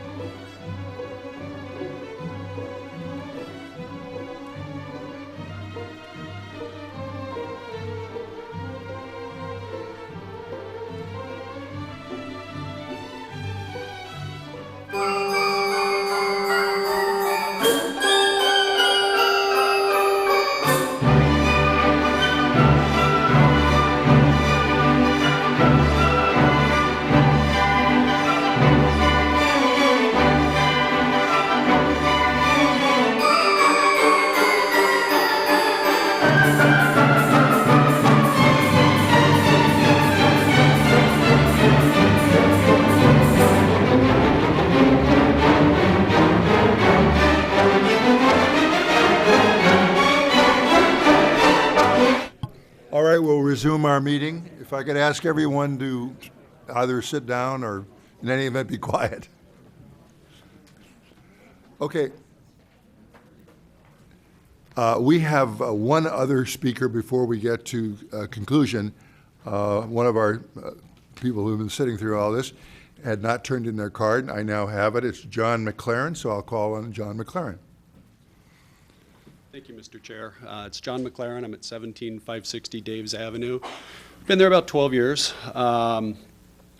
First of all, thank you for hearing me out of order. I apologize for not submitting the card. I didn't realize I had it. But I'll be brief. In general, I'd just like to lend support to the comments that you've heard from other neighbors here tonight. I feel very much the same way. First and foremost, that the size and the footprint of the proposed development is out of character with the area, too big. I think it sets a poor precedent for future development to come if this moves forward.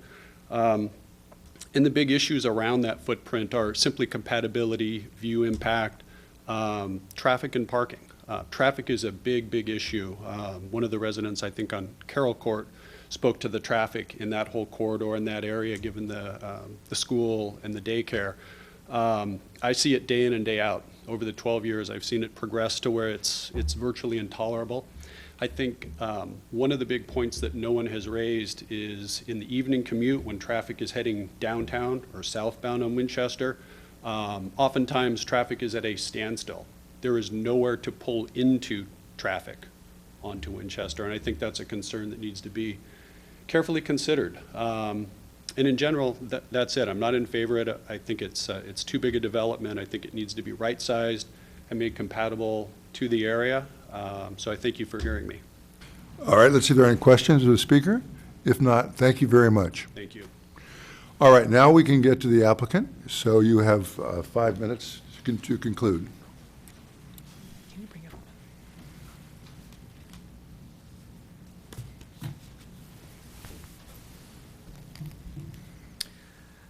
Okay, well, I said a lot of the comments I was going to make that was a function of some of the questions, just in terms of the overall size and how we approach that, trying to have a very, very reduced size at the outset rather than maximize it at the 45,000 or whatever that case may be.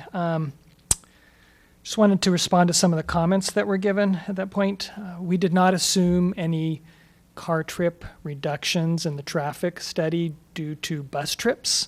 So the reduction in the number of bus routes or number of buses running up and down would not impact the traffic study. We do not have the capability of the software that Brian had mentioned. He did bring that up.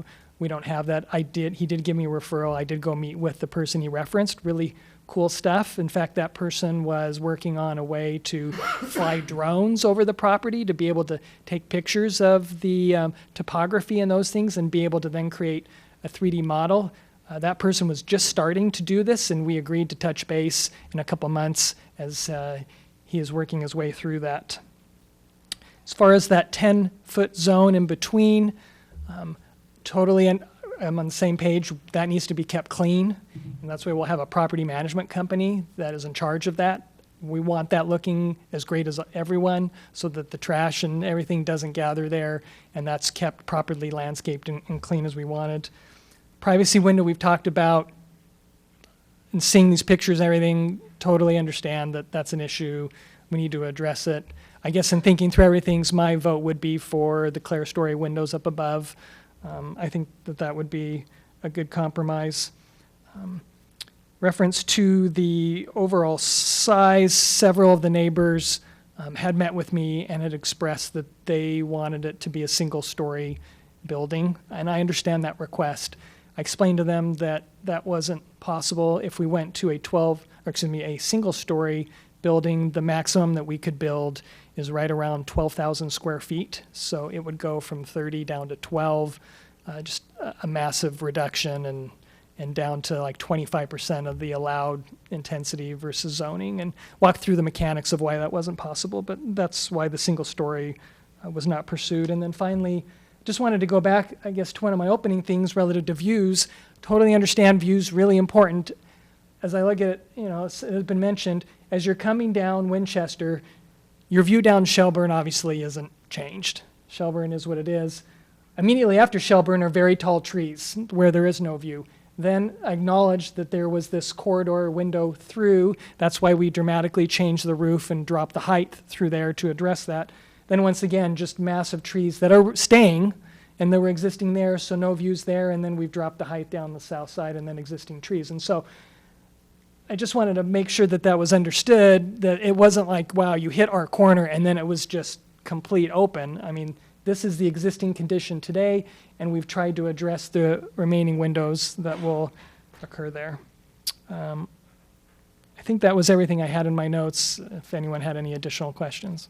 I'm sure there are some questions. Yes, go ahead. Commissioner Birch. I want to go back to a comment that you had just made because it was what was on my mind. And it sounds like I need you to explain to me how you came up with you would only have 12,000 square feet if you did a single story.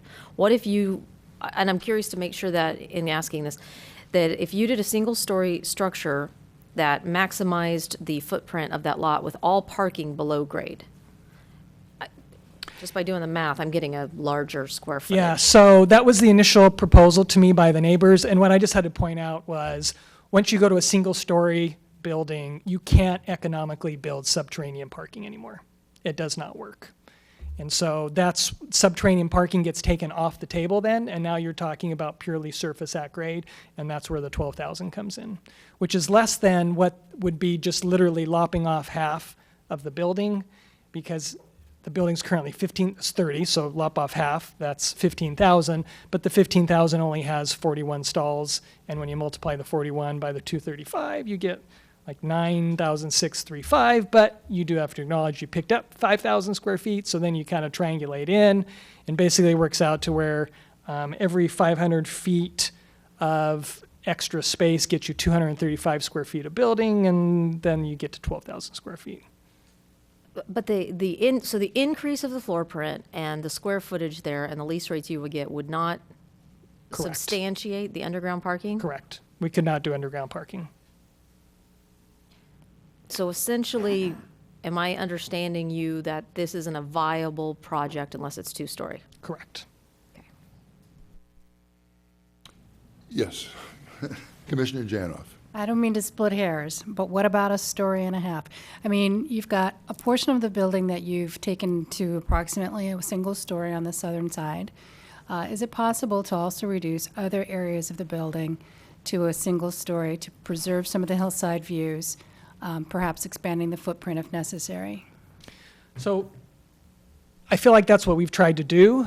And if you look at that southern end, which is up against the neighbors, you know, your two-story element does not start. It's 125 feet away from their building, right? So when you start looking at that, we said, okay, I feel like that's got to be an adequate buffer. It's 100 feet to the property line, and then another 25 feet, obviously, from that property line to their building.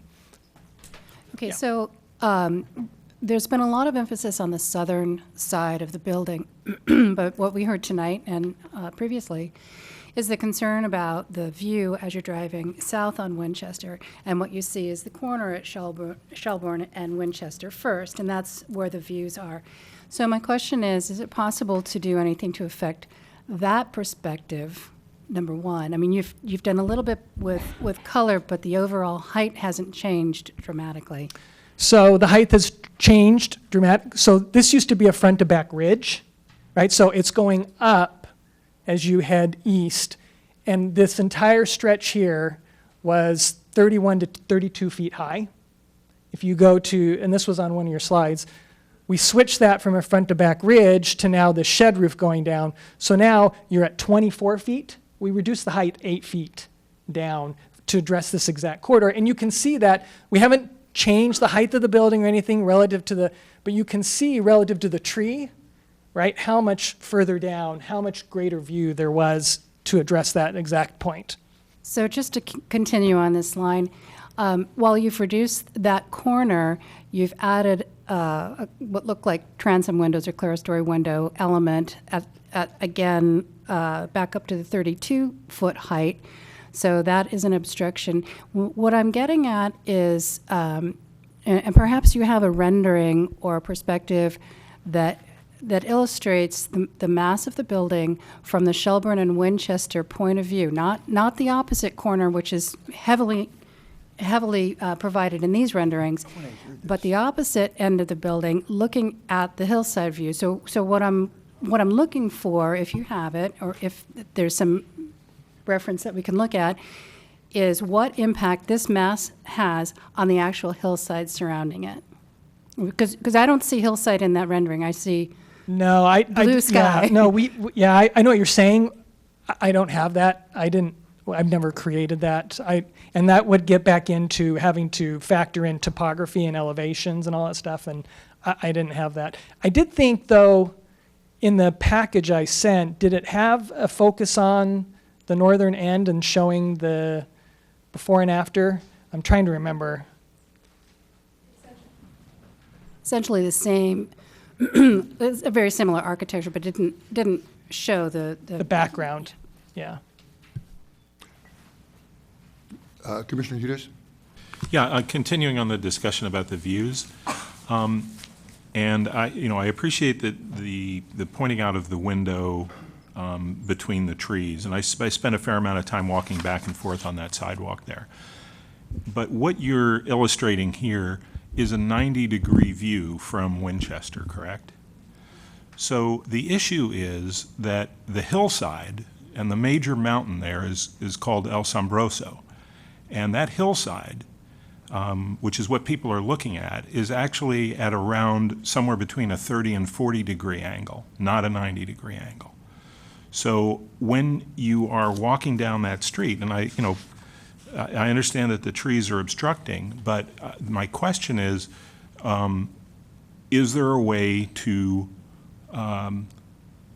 think about this in terms of preserving the hillside views from the perspective of particularly the approximately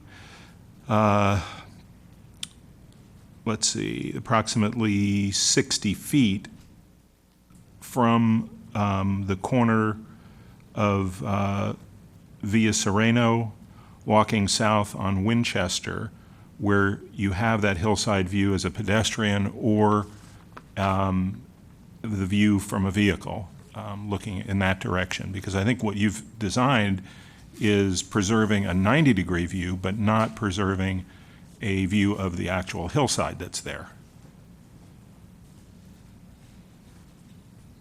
So the question is... have you thought about designing the roof to preserve a hillside view rather than a 90-degree view? The hillside is not behind the building.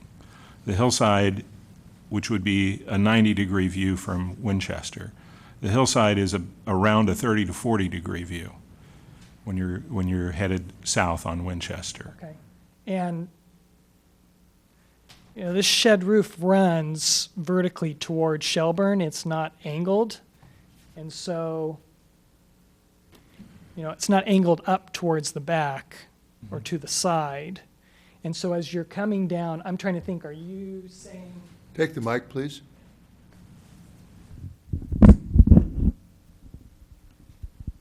Are you saying coming down Winchester looking kind of this way?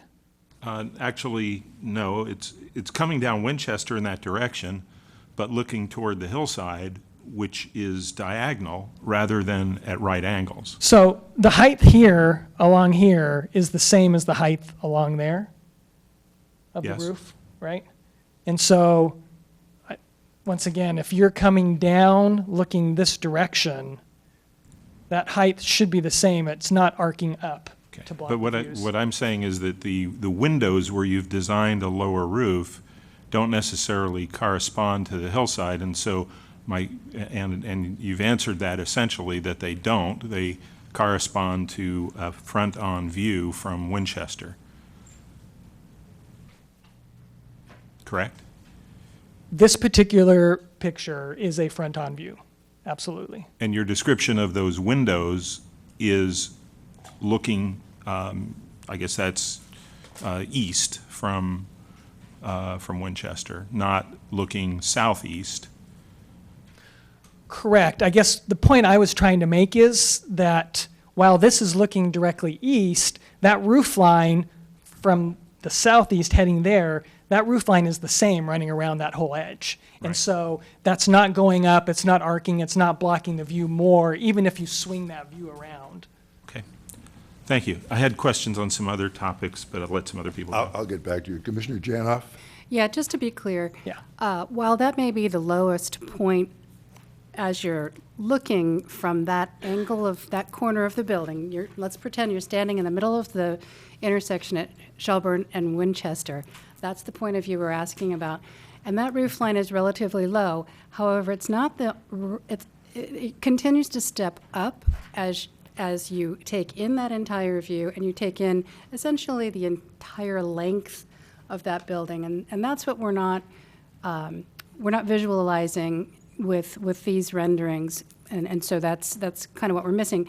You have a low point that you're talking about with the new shed roof design. You have a new high point back up where those clerestory windows are, and it continues to step a little bit up as you move south along the front of the building. So the building continues to rise.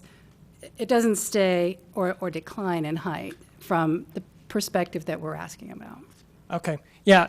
And so that I'm clear too, I'm not trying to say, this obviously is higher here. I absolutely, totally agree. What we were trying to do is blend that in with the existing trees as someone's coming down Winchester, as they're driving through, so that they would still be able to get through here, recognizing, yeah, this probably protrudes out a little bit relative to the existing trees out there. Yes, go ahead. Just a quick follow-up on that. Yeah. This may have been answered before. Were the story poles adjusted with the second revision? They were not. And why were they not adjusted? So that was a function of really two things. One was timing and cost. It's very expensive to redo that. But also, it's probably my error. I was thinking that it was more conservative not to, because everything only came down and in height versus the last time. And so that may have been an error, because maybe it would have told my story better to do it. But those were the two reasons why. Are there other questions? Commissioner Hudis? I had some questions about the trees. Just 1 second, he's not, he's occupied. Go ahead. I had some questions about the trees. Is that, could we just talk about that now? Could you describe to me what the net change has been since the previous hearing with regard to trees? Yeah, that was in the package that we sent to you. It was on this sheet right here, summarizing the net change in trees. Which, okay. And so could you tell me which trees are being spared and which trees are being? Well, the net change from from the building changes was that there were 2 trees here that were being removed because of the building pushing back, and then because the building pushed back, this tree right here was able to be retained. Okay, and so I had some questions about other trees on the lot and whether it might be possible to retain those. So I wonder if we could put up, let's see, L2 of the current packet, which is the tree preservation and removal plan.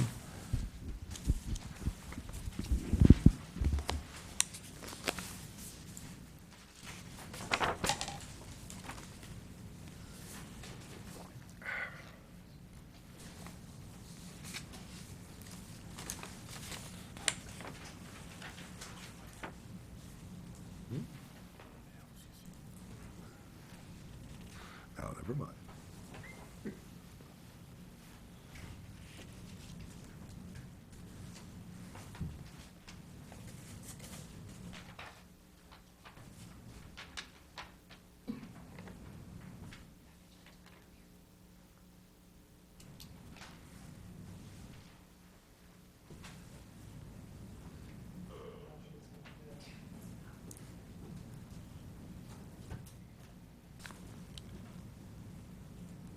So my question is about some specific trees, and if you could maybe first confirm that they are slotted to be removed, and then comment on whether it's possible to retain them.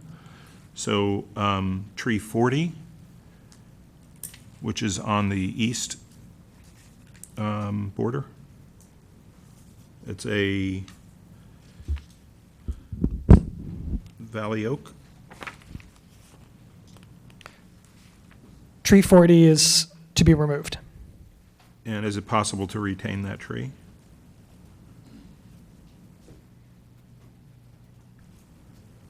Looking for where it is right now.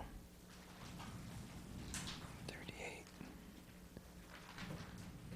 Oh, there it is over on the east. So that was the one we had previously to be retained and is being removed because of the building shift away from Winchester. But That it's not was- close to the building, so what is the, Oh, the parking structure. it's the part of the driveway? Correct. And the structure. 39?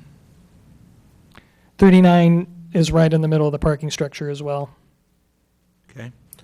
34, which is on the south. Correct, that's right in the Spring middle of the corner. parking as well.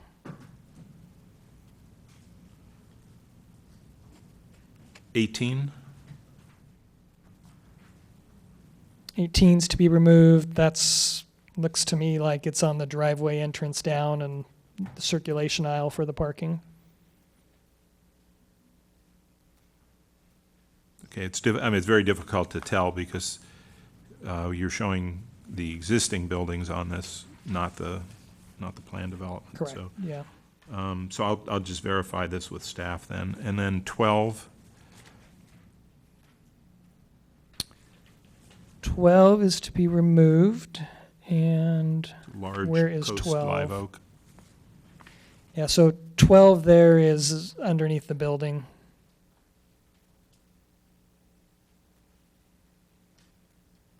Okay. So, did you consider in shifting the building back by 6 feet, I guess, off of Winchester, did you consider sparing any other trees from the axe? From the building shift, I guess our preference would be not to shift the building and to go back and to be able to save the additional trees along the rear. And as I mentioned in the last public hearing, our whole approach on this was, and I think you can see, well, we can go back, but you've seen a lot of great trees around the perimeter of the site, and we wanted to save those. But the comment was made in the direction to shift the building, and so we do understand that need, and we decided, okay, that makes sense to get things further away from Winchester, so let's do it. And I do think,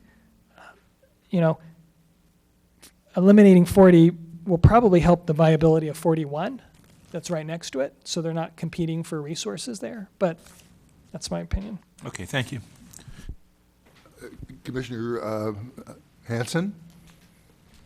I just had a follow-up question on the trees, just to make sure I was understanding. Now, I do understand that in our terms and conditions, were this to be approved, that there's a requirement to do replacement trees, but I was just trying to get the big picture, and I was looking at C 2.0, if that's accurate. It's also another version of the tree diagram, and I counted that 31 trees would be removed based on counting X's, and 11 would remain. Does that sound about right to you?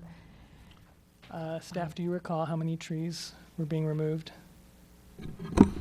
I don't have that information available with me at this time, but it does sound correct.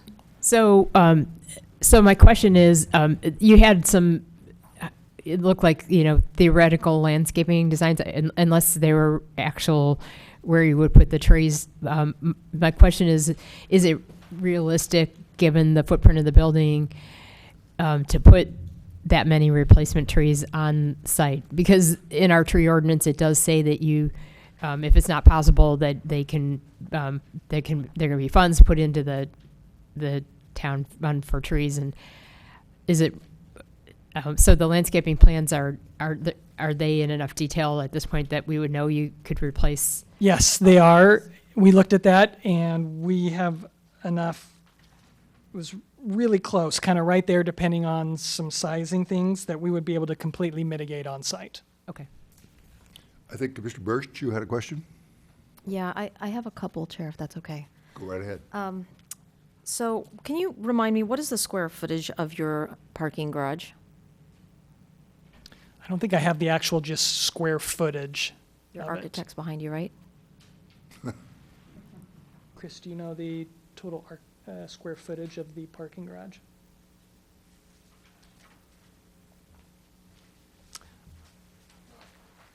I don't think that's a calculation we have on any of the plans or anything. Okay, can you ask him to politely take, because your measurements on here are so broken up, I can't figure it out.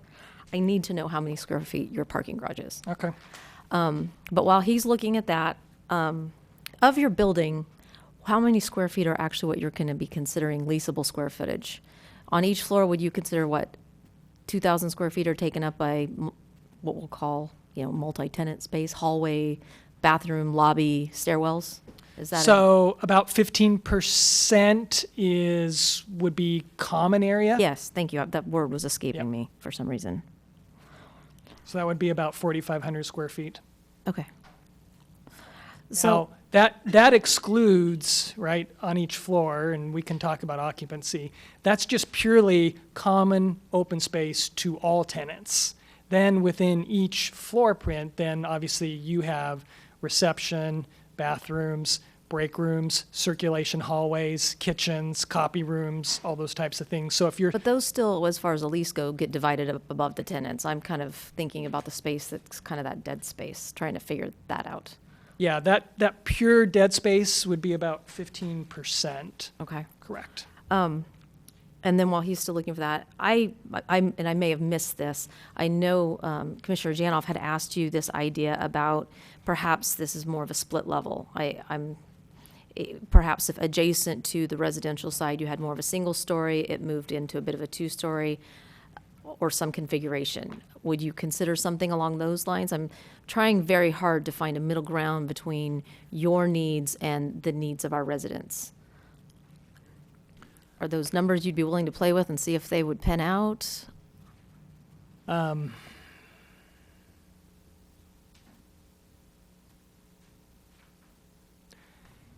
mean, it's so tough. I feel like that's what we tried to do with that south end already. And we've definitely tried to push and pull back. And I understand it hasn't been right here at the very end that they've wanted. I was at CDAC. I know what you've done, so I'm not discrediting the steps you've taken. Yeah, I'm just it's really, listening to the I would town love people. nothing more than to say, yep, that's easy, that's doable, let's just go for it. As you can see, I'm really struggling with that. I'm not asking you to commit to doing it. I'm asking if you'd be willing to put pen to paper and see if it pans out. I mean, I can go back and do it. It's something I've done already. Because once again, if I thought that, hey, I could do it and that would solve all this, I would have done it, I guess. I mean, we've looked at this, we've tried to pull back as far as we can and still make everything work. And I feel like that's kind of where we've gotten to. And I'm just being candid. No, but please, I'm wanting to help you Yeah, too. yeah, I But, understand. I totally understand. we get, I mean, I'm not trying to overly speak for my fellow commissioners, but, there's two sides to this. There's Yeah. wanting to put good development in town, but also we care deeply about our residents. Yeah. So I'm just trying to figure out how we may be able to not have this be in limbo for you for a long time, yet meet the needs, which I greatly respect, and I'm sure you do too. You would not want your child's bedroom to be stared at through an office, and how we can make this work for both of you. My thought was somewhat being that, you already had reduced some of that south end and pulling that back a little bit more. I mean, there may be something that you could create that would bring your lease rates, like a nice patio for dining out up there or something. If there was something like that that could offset that a bit, making the underground parking a little bit bigger and reducing some of it on the ground level. I'm not trying to do your job for you. I'm just trying to find a middle ground and see what you might be amenable to checking for us. Yeah. Has he still not been able to figure out the parking garage square footage? I think we may have another question, and perhaps while Yeah, they're that's doing that, fine. we can come back to you. Okay. Let me know if, as and when, they come up with the square Okay. footage. Thank you. I think, did someone down there have their hand up? If not, we have the Vice Chair Kane. While they're working on that, let's talk about the parking again. I cannot get it straight in my head. The parking that is being provided underground and at ground level meets the requirements of whatever formula we have for approving that concept. But I can't get it through my head, if we have as many people there as was discussed in our last meeting, why there'd be so few cars actually parking above and below ground. It seems to me that there's going to be more cars than spaces available. Where would you anticipate that overflow parking going? So I don't anticipate overflow parking, and let me just run through everything with you. And this was mentioned in one of the public comments, and I should have, I guess, addressed it. So you have a building that starts with 30,000 square feet. As mentioned to Commissioner Birch, 15% of that gets eliminated with this common area. So that takes out 15%. Then on top of that, then all the other items that I mentioned then go into each floor plan, which this is where you start talking about reception, hallways, bathrooms, break rooms, kitchens, conference rooms, copy rooms, all those types of things. And a very, very common accepted load or percentage for those types of things is 35%. So you take the 15 and the 35%, that gets you 50%. So what's remaining for offices or cubes is about half of your building. So that's 15,000 square feet. If you were to just Google what's the average square footage per office, the national average is 150. But acknowledged in the Bay Area, sometimes that gets lower. And so as was pointed out, and maybe not too much lower, but let's just go really aggressive. Let's say it's 125. Okay, so then if you take the remaining 15,000 square feet and divide it by 125, then you would get about 120 employees. And we have parking for 128. Then that's where I went in, and this was mentioned, and so I guess I didn't explain myself very well. That's then when I went into the whole, okay, and then on every given day, not every single 128 people come to your office, right? Some people are on business trips, some people are on vacation, some people are sick, right? So you don't have every single person there, and I said, so we already have enough parking, but then on top of that, you have this kind of added in as I guess I'll call it buffer or contingency. And so that's where, not only from our point of view is the parking adequate, but also, of course, it satisfies the town's parking. And so from my point of view, you don't need overflow parking. We've got the adequate parking. Yes. The sidewalks, as I see them moving north on Winchester, there's a bulb out and then a recession along the property and a bulb out as you get to Shelburne. Is that intended to be parking? I don't know, Steph, do you recall, are you talking about on Winchester proper? Yes. I don't recall. Does Winchester allow on-street parking?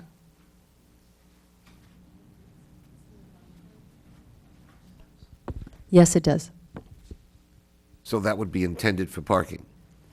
Okay.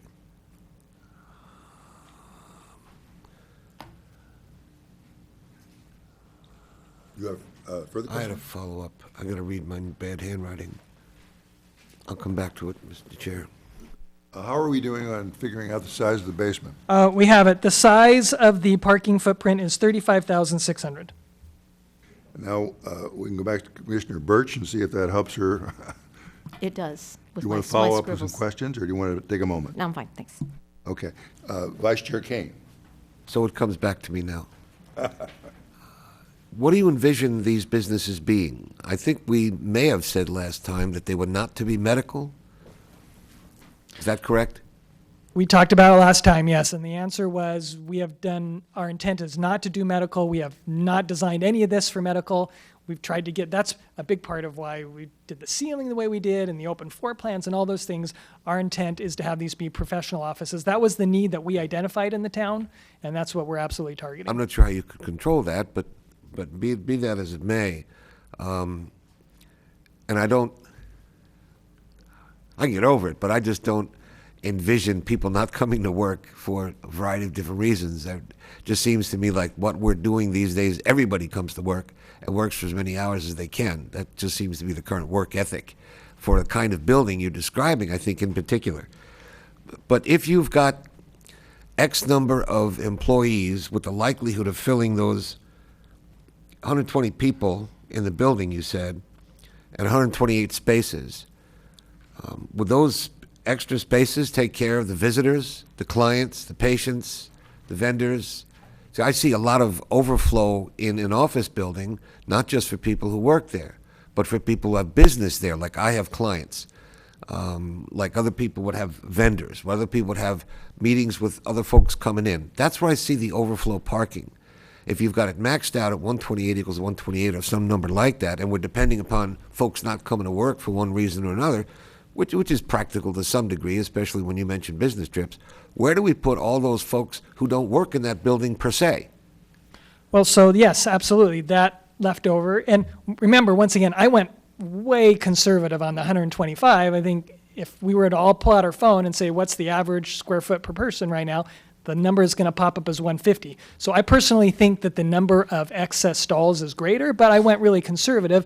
Then you do have that street parking. And as I mentioned, as we all work, we're all workaholics, we're all here tonight, but absolutely, I think the number of people that travel and do all those things, you will not have every single person there every single day. Is it likely on the ground level parking, especially as you enter it from Winchester, that someone, because you may not have the power in the future, someone will dedicate 10 visitor slots? The visitor parking, I would anticipate, would absolutely be a grade. That's what's noticeable, that's where people would go. So that would subtract from your 128, would it not? Because you're talking about the 120 people in there. The 128 would include visitor parking. Which might then cause some of the employees in that building not to have a place to park. Well, I understand what you're saying, and so let me go and say what I think is going to be it. And if someone could divide 15,000 by 150, that's the parking that I think will be available for visitors. All right, thank you. Do we have other questions? Yes, Commissioner Janoff? Thank you. I'm not certain where we are at this point. I have a list. Well, first I wanted to recognize that you did take into consideration some of the commission comments last meeting, and they are reflected in the plans. However, there were a lot of puts and takes in the sense that, the building got lowered, but the windows got bigger, the ceiling got lowered, and the windows got bigger. So it was kind of an odd sort of, well, yeah, but that's not quite what we had in mind. So I have a number of comments about your current design that I could run through if that would be useful.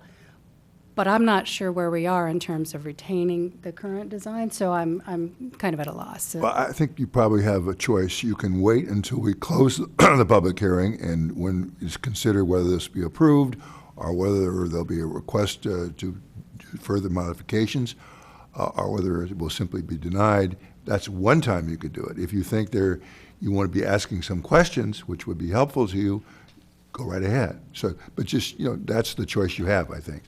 You can either ask questions now that might help you, or you can wait and just say, this is what I'd like to see. Okay. Commissioner Hudes. Yeah, I'm very interested in Commissioner Janoff's comments, and I have some comments as well that I think they can all wait until deliberation. So from my perspective, I'm eager to hear those comments. I had one other question for the applicant, and that we had some testimony that the building height might exceed what's allowable due to not having an accurate map of the topography of the site and the need to maintain what I understand is less than 35 feet in plane along existing grade. And if I'm not correct on that, I'm sure staff will correct me, but can you assure us, without having that accurate topographical map, that this building will not exceed 35 feet in height? We looked at it. The building is 32 feet from the front. From there, the slope, it slopes down. We sloped the building to follow the topography on down to match the 35 feet and stay within that boundary. Okay. So you basically used an average rather than a specific point-by-point sampling of the topography in order to do that, correct? I don't know how to answer that because the answer is kind of both, I guess, right? Like, in any given part, maybe someone dug out something or there was an old tree that got pulled out, and so a spot grade next to a tree may dip down really low. But if you look at following the code and everything down, we absolutely did that at the 35 feet, following the grade, Okay. if that makes sense. Thank you. I may follow up with staff on Okay. that, so thank you. Commissioner Birch, did you have a comment, You know, question? mine is actually more a question of staff, so I'll wait. Yes, Commissioner Janoff? Do have one question. We asked that you move the structure as far back as possible, 10 feet, you got 6. What is the effective reduction in height from the standpoint of a viewer at Winchester with that shift Yeah, back? pushing back, and that's why we started to try and really play with roof lines and everything, because pushing back only dropped the building 6 inches. I think the impact of pushing back is much more dramatic just on view angle rather than aggregate drop. And the reason why is because you have your underground parking, and that slopes down, and you can't just push the whole building down because then your ramp down gets way too steep. Other questions? If not, we'll thank you, and I will close the public comment portion of this public hearing. And now I will ask my fellow commissioners to make comments or anything else they would like. Commissioner Birch? I have a question for our traffic engineer, please. I think they're they have a microphone eagerly over there? awaiting Oh, okay. your question. So I heard a lot of comments about the drive. I wish I had a map, but the grade level parking and coming out of that, making a left. And some of the discussion was, well, can't we make it all go out on the side street? But I'm trying to understand why that would be a better or worse option. To me, it creates a bottleneck on one street, and people are still making a left-hand turn onto Winchester. Can you explain to me, would it be better to have it on one street? Would it be creating a greater problem? Are we truly benefiting by having 2 access points? Jesse Poo, town traffic engineer. From traffic engineering perspective, it's better to have 2 driveways to serve the same amount of traffic than just one driveway. Okay.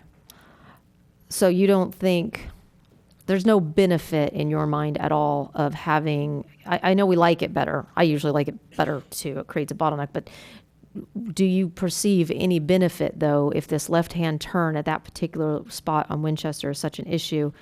Would there be any perceived benefit on creating one access location on the side street where people will be making a, excuse me, a left-hand turn out of that spot? Shelburne, thank you. Yes, we have not analyzed just serving all the traffic access of one driveway on Shelburne. However, my gut feeling is it would still work, although I prefer having 2 driveways. Okay, thank you. Commissioner Janoff? Just to follow up, what is the preference? Is it an aesthetics? Is it a preference because of the building tenants, or is it a preference for 2 entrances because of the neighborhood traffic? Where does the preference lie, the reason for it? The preference lies is when you have 2 driveways, you can spread out traffic. So you don't have a traffic concentration, and that will reduce your congestion. So you're referring to the ingress and egress to the property, not surrounding neighborhood type traffic? When traffic gets out of the project, they will head to where they want to go, Winchester, mostly, or maybe some use University. So the only difference is around the corner of Shelburne and Winchester, and that's not a major changes in traffic pattern. Commissioner Hedges? Yeah, as a follow-up to that, I understand the comparison of two driveways, but I think what we're talking about in this situation is the comparison of the left turn onto Winchester from a driveway and a street and just a street, correct? So, because that's really what the concern is about the impact on the surrounding neighborhood and the traffic isn't the traffic coming out of the two driveways per se, it's that one particular driveway. And if we were to eliminate that driveway and have it all come out a street. So would you say that the sight lines would be better from Shelburne onto Winchester because of the width of Shelburne than from a driveway where there's parking that's allowed up to just a few feet of that driveway entrance? Is that correct? I think it depends on where the parking is permitted. It depends on where the red curb is. You come out of the driveway or you come out Shelburne, eventually you have to enter the travel lane in about the same alignment. So if you come out Shelburne, you look to the left, you still have on-street parking to your left, and you still have to inch out into the street before you can make a left. What's the normal parking setback to an intersection as compared to a driveway cutout? We usually, every intersection and driveway is different. We have, especially with driveway, we know have, there are driveways don't have red curb. There are driveways with red curb. Some driveway has longer red curb, some driveway has shorter red curb. We try to balance the needs on street parking while ensuring traffic safety, and it all depends on the configuration. But in this case, I would say the way the new configuration is, you can come out of the driveway safely, and you can also come out of Shelburne safely. Provided there's an opening in traffic, et cetera. Right. But wouldn't you say that the sight lines would be better from Shelburne than they would be from a driveway? I would say yes. Okay, thank you. Vice Chair Kane? And I think that's an important yes, Mr. Pugh. The issue essentially is we need two driveways because of the size of the building. If it was a Quonset hut, we'd just need one driveway. So the need for the two driveways is being created by the size of the building. And I'm thinking Is of... that a question? Are you asking him a question? No. Well, that's what we're doing. Did you know... That won't work. Come on, Tom. I don't want a Around to it. speech. I want a question. You'll have a time for a speech. But if you're going to talk to him, you ask a question. I thought this was speech time. We're done with the public hearing. Then don't ask him a question and you're fine. You don't want to ask him a question? Or you want to speak to him? I want to speak to him. Don't. Somebody have a question? Ms. Badami? I have a question, and it's actually changing the subject. Sorry about that. There's concern with the perceived building height. So back to the applicant's presentation, does staff verify the topography measurements independent of their presentation? Are we to know that these are accurate numbers? Can we request an additional study, as Mr. Mekachek had recommended that the applicant do? And I believe the applicant had met with a consultant to consider some further analysis. So staff is comfortable with the sections that the applicant has provided. Additionally, during the building permit process, the applicant is also required to do a pad certification. So at that point, we'd also have verification of the building height and that it meets the 35 feet. Thank you. Commissioner Hudes.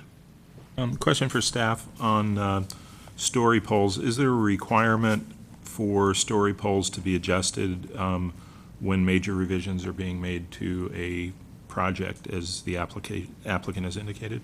No, there's not a requirement. So the story poles, if they were originally lower than the revised project, the story poles would not have to be adjusted? They can remain. It's the applicant's choice if they'd like to revise them or not. Okay, thank you. Commissioner Hanson? This is a question for staff, Ms. Puga.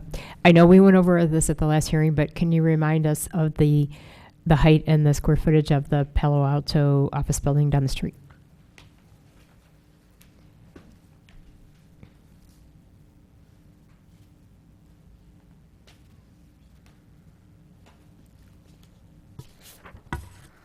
The square footage is 14,560 square feet.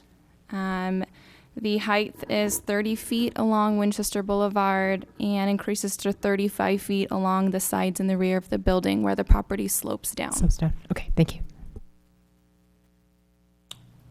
Other questions?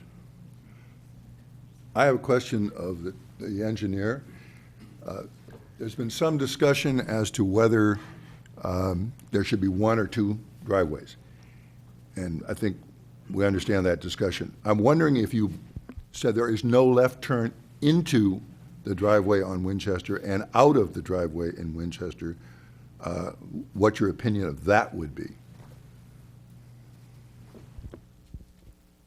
It would add about six cars turning in and out of the driveway on Shelburne. Would add that? Yes. So the traffic that would use the driveway on Winchester would now be using the driveway on Shelburne.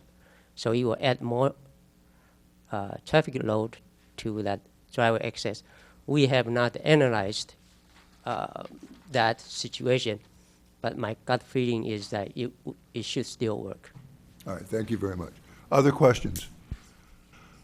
Okay, we finished with the engineer. Does anybody have comments, motion, whatever you'd like to do? Commissioner Kane. My concern with the left-hand turn is substantial at this point. Earlier I said I had an exhibit, and I was being flip at the time, but the fact is, I drove to the building at about 10:15. I parked outside, and I've got a big old Jeep Grand Cherokee monster brick truck, and as I was parking there, two cars went by me so fast that my car shook. And I thought, well, that's interesting. I didn't expect that. I grabbed the closest thing I could. I don't have a cold.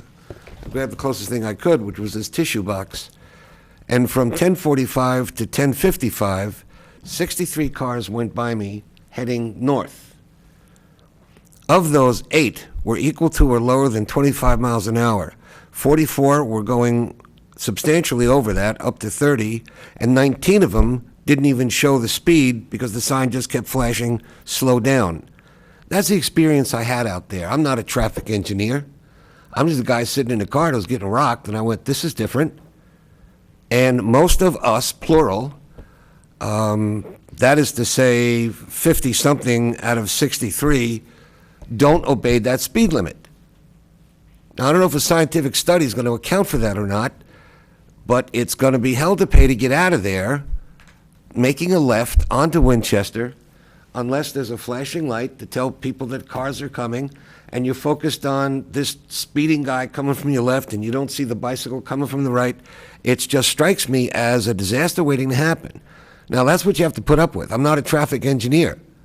I'm just a guy who took an oath to try and do the right thing. And my experience is very disturbing.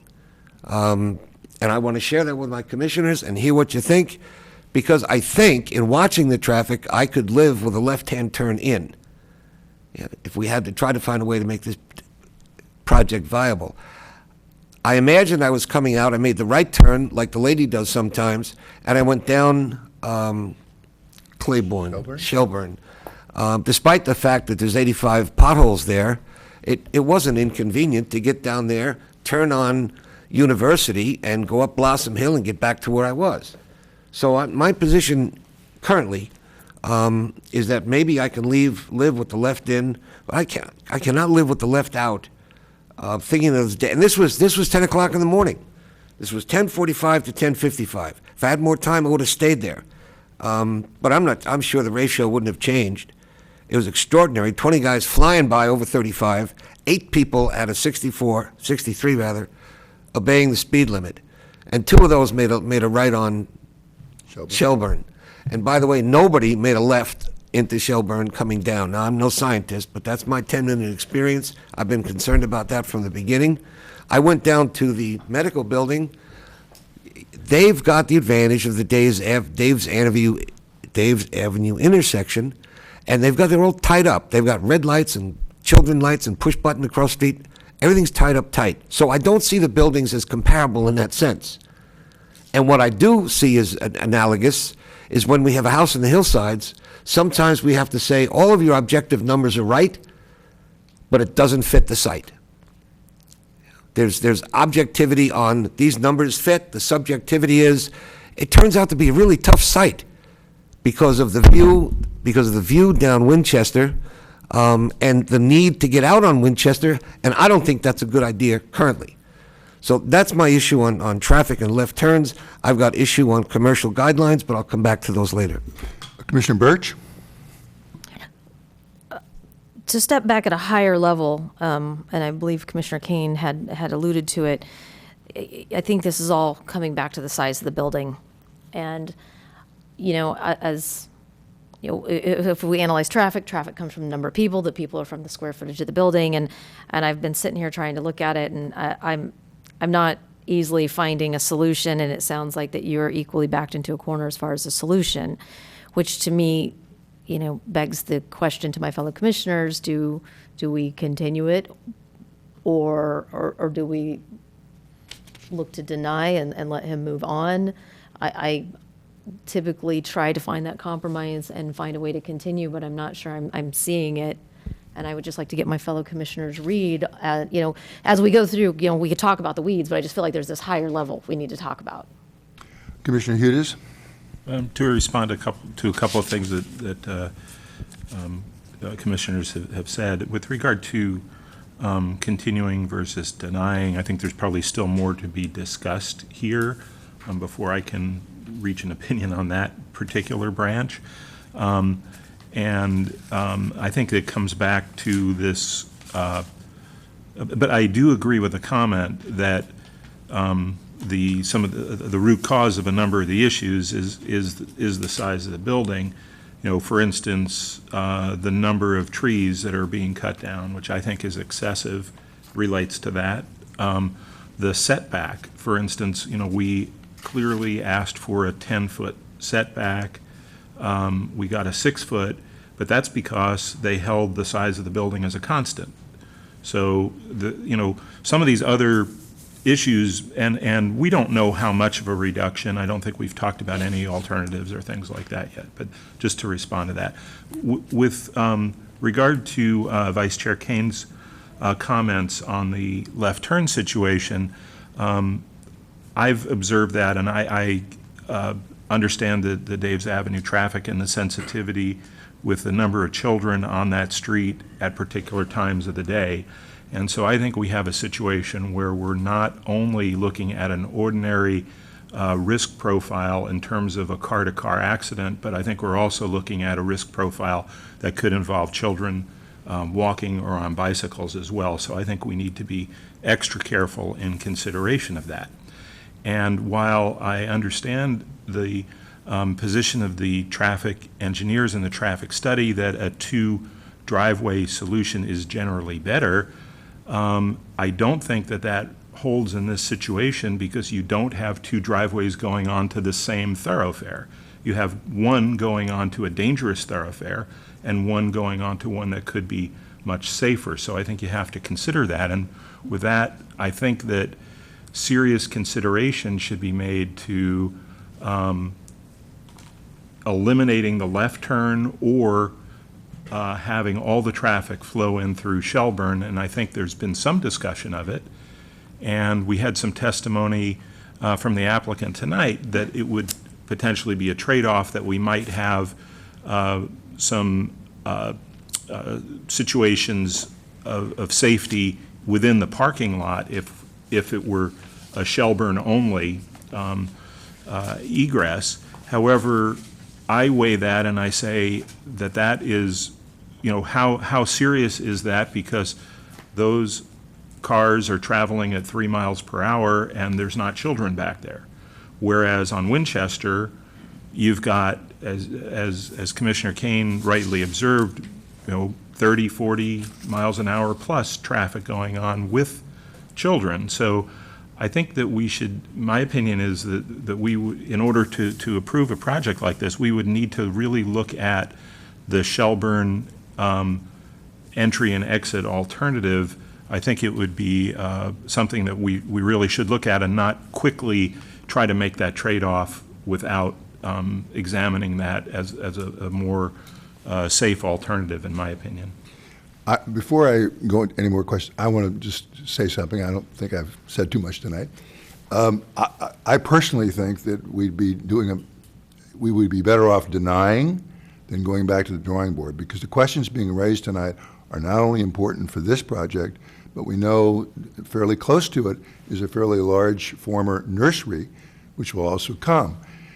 It seems to me the zoning and everything in that whole area is totally consistent with what the applicant has asked for. On the other hand, people have raised serious questions and have said, notwithstanding that it meets all the requirements, meets the height requirements, we can limit the left-hand turns, we really don't want to do it. And we've also heard from the applicant who said, I can't substantially reduce it any further. I would like to know where the council comes down, because this is not the only question we're going to have on this street, and we know the street is a gateway street. So I think we, and I think the applicant, would be benefited from finding out from the council, because it's zoned for the way it is. Everything has been done by the town. We have a recommendation from staff. We've heard from the traffic engineers. As far as they're concerned, we ought to approve this project. I have not heard one of my fellow commissioners speak in favor of this project. So to say let's go back to the drawing board, to me, would be unfair to us, because I'd like to get some direction from the council, and would be unfair to the applicant, because it isn't free to keep doing revisions, particularly when we're not agreed on what those revisions should be, how small it should be. So I just want to throw that out. Whatever you want to do, obviously, we'll do what the majority wants. Now, I think Commissioner Kane had his, Vice Chair Kane had his hand up before I said something, so I'll look to him. Then maybe I'm speaking to council, or maybe I'm speaking to the applicant. I think the architecture is outstanding. I love the drawings. I love the thought that went into it. Could be a beautiful addition to the town if it was half its size. If we could just get 3-foot people to be there, because it's the size that is the problem. In the required findings, that the site is physically suitable for the type of development, that the site is physically suitable for the proposed density of the development, and that density, because of the size, is at least my issue. And I go to the commercial design guidelines, and the common ones apply to this and any other project that's not in one of our special districts. And it says maintain a building scale that is consistent with the town's small-scale image. I could be overruled or straightened out by council, but I say it's the biggest house in the neighborhood. And that's the analogy, and that's the problem. It doesn't maintain the town's small-scale image. The sensitive interface of commercial development with adjacent residential neighborhoods. You've got a right to build there, and you've got a right to make a profit. If the site is such that you can make a profit, we'll work with you, try to figure something out. But I just don't think you can create the havoc that we have on the part of these neighbors with so many letters and so many speeches. That just simply can't be denied. We have present people, we have future people. The present people need to be heard and respected. The future people go to the development of the town. And that needs to be heard and respected. But when I go to commercial guidelines, maintain a sense of place with views, surrounding hills preserved. Boom. It's coming right out of the book. Designed to maintain and reinforce the unique scale and character of Los Gatos. This beautiful building may not do that. It's in the wrong place and/or it's too big. Otherwise, it's aces. It'd be a great addition if it was in the right place or if it was in the right size. Thank you, Mr. Chair. We had some other hands up. Commissioner Hanson? I too thought that the revisions that were made, I like the architecture very much. And I'm troubled because I hear that this is in compliance with the building code requirements and whatnot, but then we have to consider neighborhood compatibility. And if this were actually on University, it probably would be a much better fit. But the reason I asked about the Palo Alto building is, although there are buildings somewhere on Winchester that are 30,000 square feet, they're not there. And that particular intersection is a block away from the Davis Avenue, which is problematic. And I personally have never driven 35 miles an hour because I got a ticket for speeding going 35 miles an hour. But nonetheless, I do, it's a big problem. That's probably why they had the speed trap. So I kind of came back to where the neighbors, neighborhood input isn't everything, but it's a lot. And normally, when there's a compelling reason to approve a project, there's usually at least one neighbor that thinks it's a good idea. And right now, the current proposal isn't where it needs to be, in that we haven't heard any neighborhood support for the project as it stands now. So then we're at this crossroads where economically it may not work to reduce the size enough to get it there. But I was hoping that there was some kind of compromise to maybe reduce parts of the building to single story. But I don't know if it's going to make sense to continue it or to deny it and then see where it goes from there. But right now, I don't think that the project's where it needs to be. Relative to the traffic, I too share the concern, and I do think that independent of all the traffic analysis, that it would be a superior solution from a traffic and safety perspective to have all the traffic routed through Shelburne. And those people are going to turn left on Winchester anyways to go downtown or go to Highway 17, go south, or whatever they do. But it would be, in my mind, safer to do it from there. So, but to go into the traffic and try and make changes right now when we don't have a basic proposal for the building that is something that it appears that could be approved, then I think we should leave it to decide whether or not we move forward before we start making those kinds of changes. Commissioner Janoff? Yeah, just echoing the views of my fellow commissioners, I think that there's work to be done on the design. I don't think all of the requirements or the requests that we had made from the last meeting have been satisfied, as I mentioned before. So there is work there. Your neighbors obviously still have some issues with the problem. But overall, at that 30,000-foot place, this is an overly constrained problem. You push one place, you get a bigger problem elsewhere. And I don't think it makes sense for us, or for you, as has been said, for you to continue to go pick up another rock and we find out it's not quite the right rock. So it's a little bit of an unfair situation. So I personally would be in favor of denying it, to push the issue to town council, assuming that we can frame a question to town council that would yield an answer that we can work from going forward. Well, let me suggest one thing. It's been fairly clear to me that most people, when they come in and satisfy all of the written requirements, that project ought to get approved, except, as the vice chair says, in some cases, the uniqueness of the situation would say, no, you don't.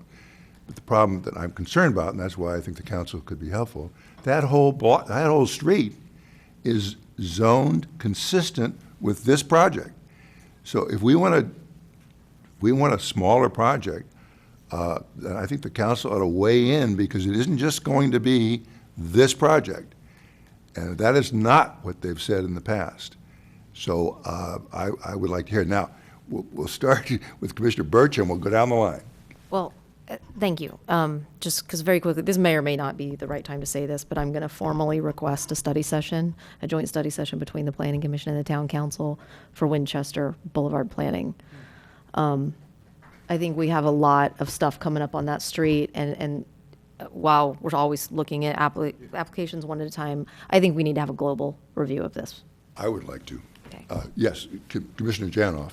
I hate to make that elephant even bigger, but we've got a lot of other issues in close proximity to this Winchester Avenue project, or Boulevard. We've got the McCarthy at the corner of 9 and Santa Cruz. We've got the 2 projects on Alberto and other projects that we don't yet know about, all of which boil down to a very, very similar dilemma on our part. They meet the requirements, and yet there's something major that seems flawed about them. So I would agree that a study session is a very reasonable thing, but I would like to see it broadened so that we're really looking at that yeah, if it can't be town-wide, at least within that square mile. Yeah, that'd be good. Commissioner Hudis. And I guess I am in favor of a denial in order to further the process and for all the reasons that I've said. I would respectfully disagree with the chair that all the written requirements have been satisfied, because I think there are a number that haven't. One of them would be the requirement to preserve views of the hillside. My opinion is that hasn't been maximized. Also, I think there may be some architectural compatibility issues. I would actually love to hear Commissioner Janoff's requirements on those, but I think that relates back to the commercial design guidelines. And I think my own uneducated opinion about that is that in the last redesign, where the square footage was held constant, some of the features and articulation of the building was flattened, and to me, it looks more like a boxcar than it did before this in terms of the outline. So I think that it's less compatible, and it may be actually not compatible with the commercial design guidelines. So Could I suggest, it appears to me that we have a majority for denial. All the questions that are being discussed now are good questions, but again, I think we either need, well, we probably need some guidance from the council, but I think the idea of a joint study is a good idea too. Probably need both those things. It's now 9:45. We have another matter. I would encourage someone to make a motion. Yes. Who will make the motion? Okay. I'll make the motion. Okay. Hold on. Commissioner Birch is going to help us out. Yeah, I'm going to move to deny architectural and site application S-16-023, subdivision application M-16-002, and negative declaration ND-16-003 at property located at 15860 through 15894 Winchester Boulevard. I am going to make the note that I actually find the project to be architecturally great. I think that style's good. I hope that in this that there can be some work that can be done between the applicant and the neighbors that benefits both, but I think we are at an impasse and we need council to weigh in. Is there a second? Commissioner Badami? Second. All Second the motion. Motion second. All those in favor say aye. Aye. It appears that we are unanimous. So can we have the admonition about appeals? We can, thank you. Anyone who's not satisfied with the decision of the Planning Commission can appeal that decision. The appeal must be filed within 10 days. There's a fee for filing the appeal, and the appeal form can be found in the clerk's office. Okay. Before we move on to the third, one of my fellow commissioners ought to stretch her back. So let's not go anywhere, but let's let her stretch her back.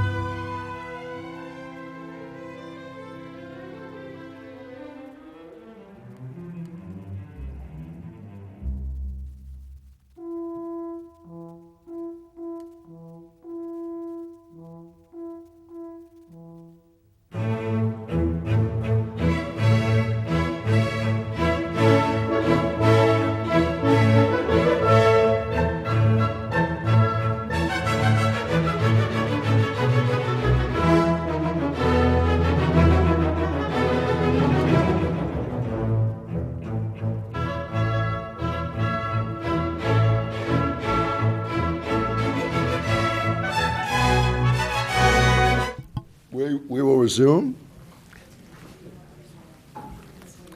The next matter we have is item number 3, and this is on the conditional use permit application for a project location at 681 Blossom Hill Road. Consider a request for approval of a modification of an existing conditional use permit for Firenze Pizza to allow on-site beer and wine service on property zone CHPD. So I'll ask for staff report.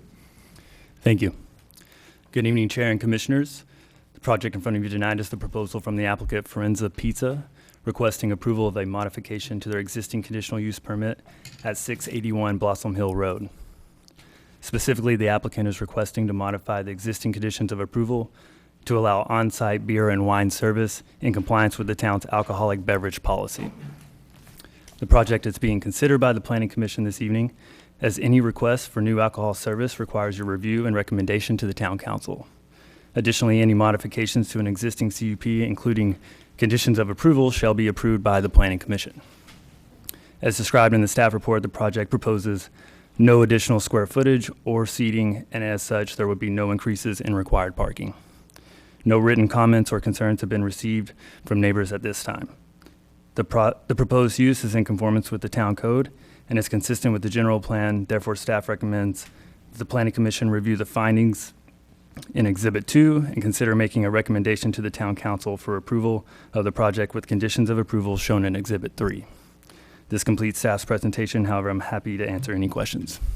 Are there any? Yes, there are questions. Commissioner Birch. Can you remind me, please, the Super Duper that's on the corner there? What is its CUP as far as alcohol? So it's a restaurant. The conditional use permit is for restaurant use, and they are permitted to serve alcohol. I have a follow-up. Are there any limitations for the times on their service that you know of? I don't have the specific condition in front of me, but I don't believe so. Okay, thank you. Commissioner Hanson?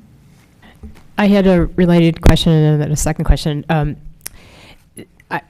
We heard the Super Duper a couple of years ago, and so they and there was some controversy during that discussion about having being so close to Fisher, but they've been having the beer and wine service. So my question is, the experience. Do we know have the police had any reports of anything? I've been in there multiple times. I've never seen any issues, but I'm just curious, since that's a great precedent, being a couple hundred feet away. Have there been any issues that with them abusing the alcohol policy that we know of?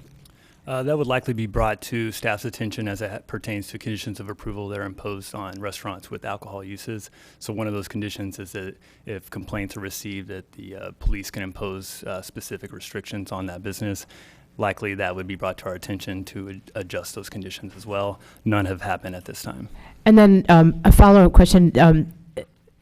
My impression is most of the other pizza restaurants in Los Gatos do serve alcohol. Is that a correct statement?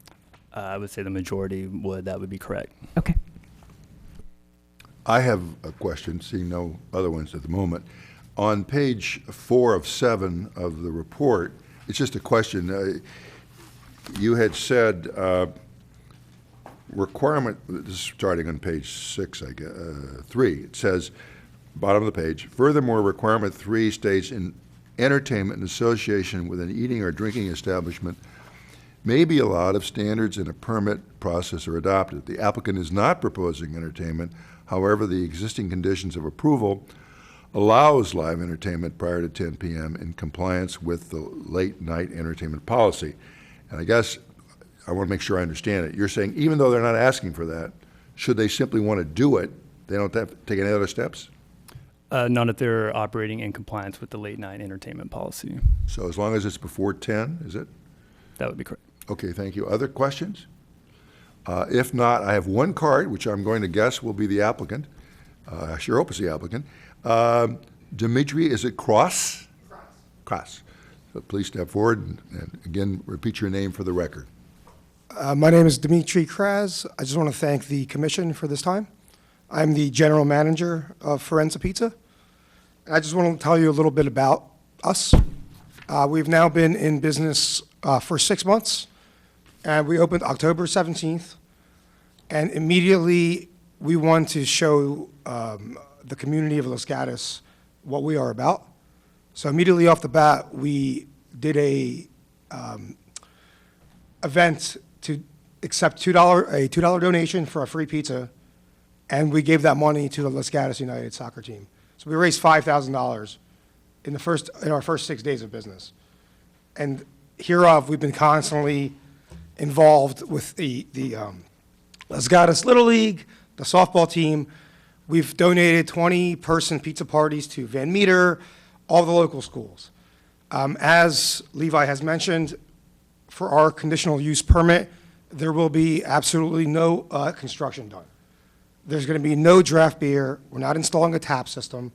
We're only looking to add bottled beer, wines by the glass. The alcohol has been heavily demanded by the residents. One of the commissioners mentioned Fisher. It's the people with the kids demanding the alcohol. So I'm very good with faces. The only person I see that I believe has been to the restaurant is Levi.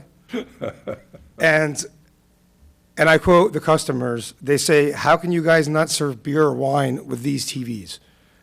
If you guys served beer and wine, we'd be here much longer.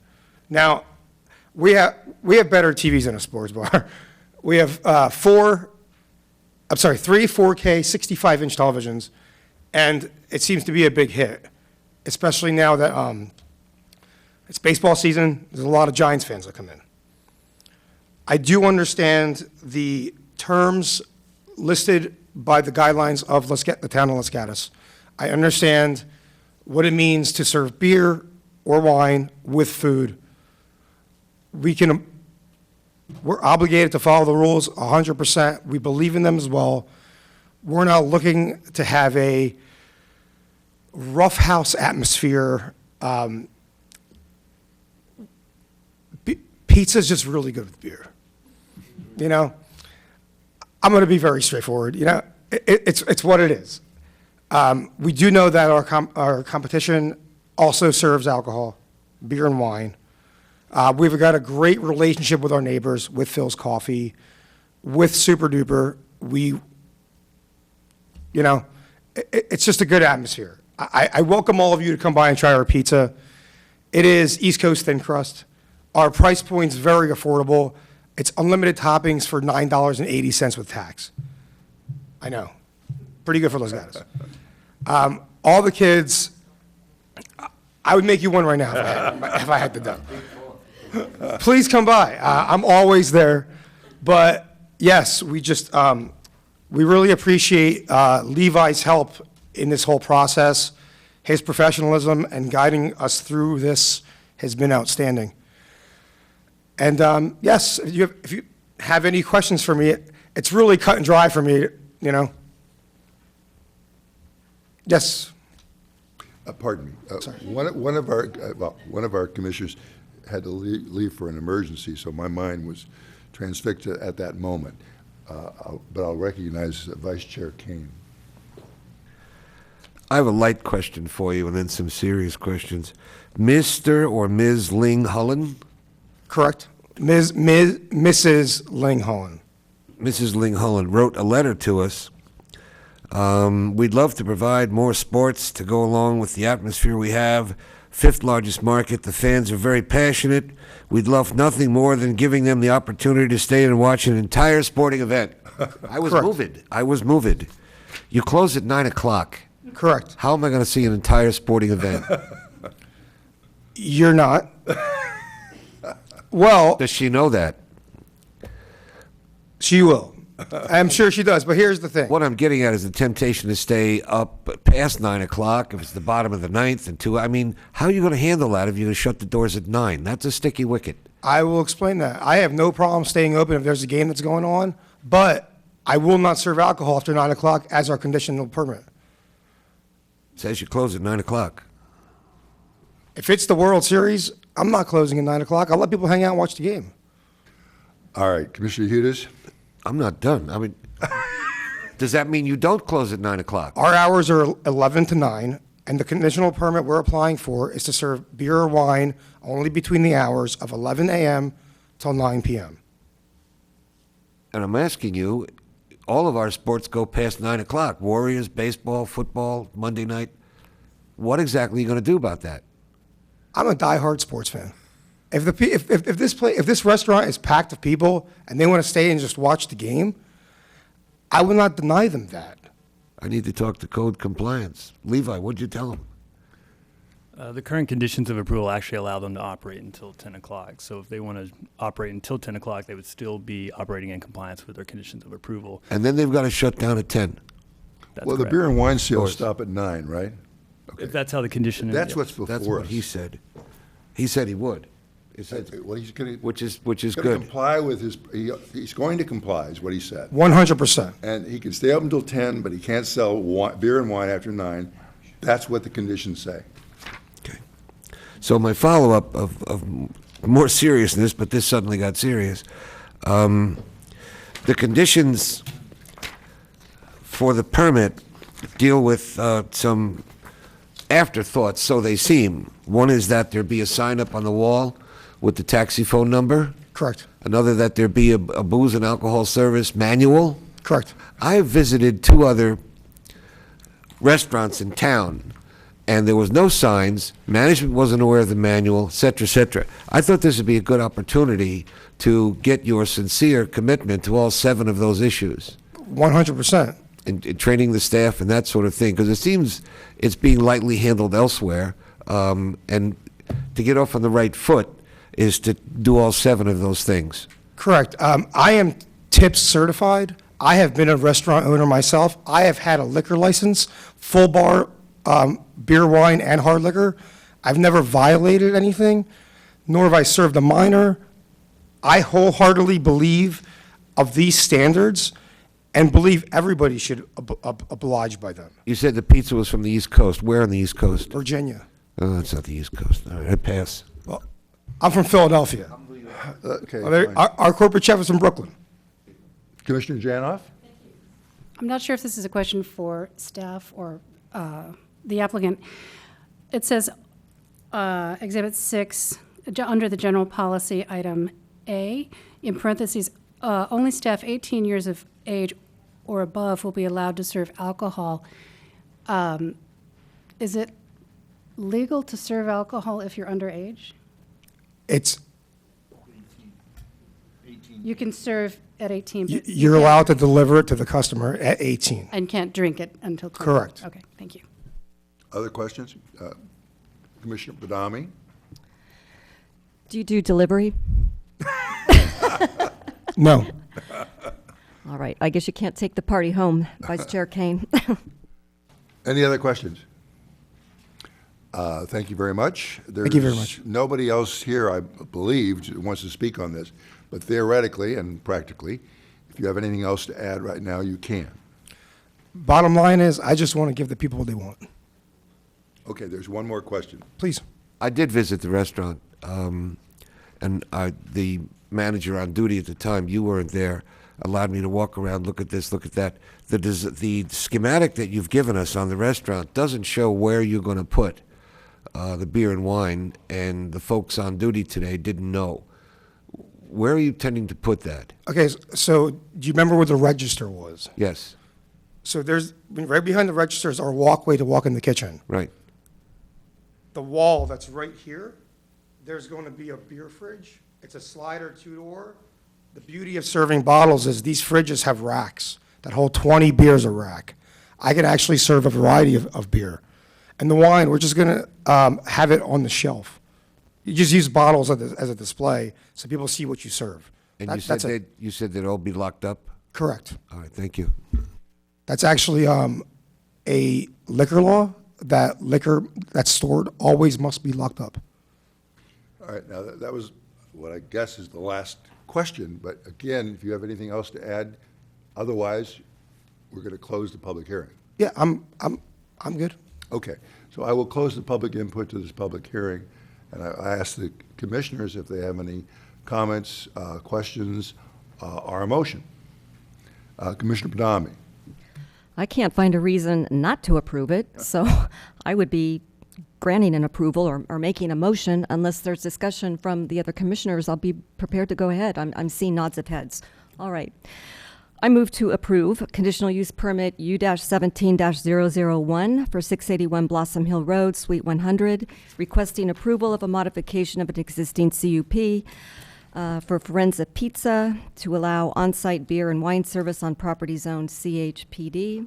I can make the required findings for CEQA. I can make the required findings for conditional use permit as required by section 29.20.190 of the town code, and I can make the 4 findings as outlined on Exhibit 2. Sorry about that. Commissioner Birch, I'll second. any discussion? Vice Chair Kane. My only concern is that the CUP goes with the land, and so the beer and wine would be approved in the future. We had a pizza parlor there.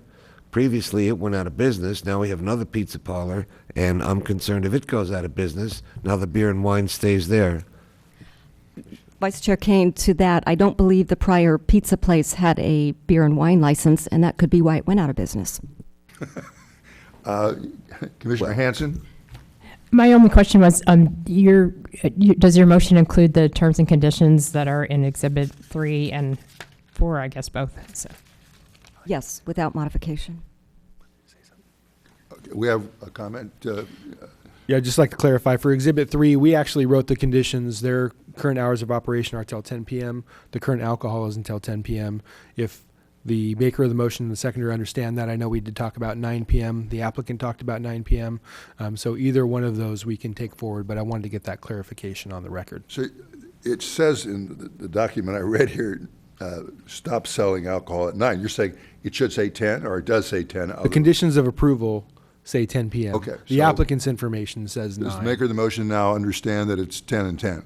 I'm fine with 10 o'clock. Yes. And the seconder? Yeah, it makes more sense. Okay, that makes sense, yeah.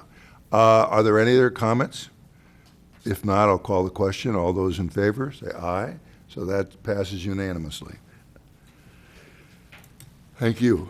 All right, we have one remaining agendized matter, which is item 4, the draft proposed 5-year capital improvement program. And we're going to have a staff report. Ms. Peterson is here this evening to speak about the CIP.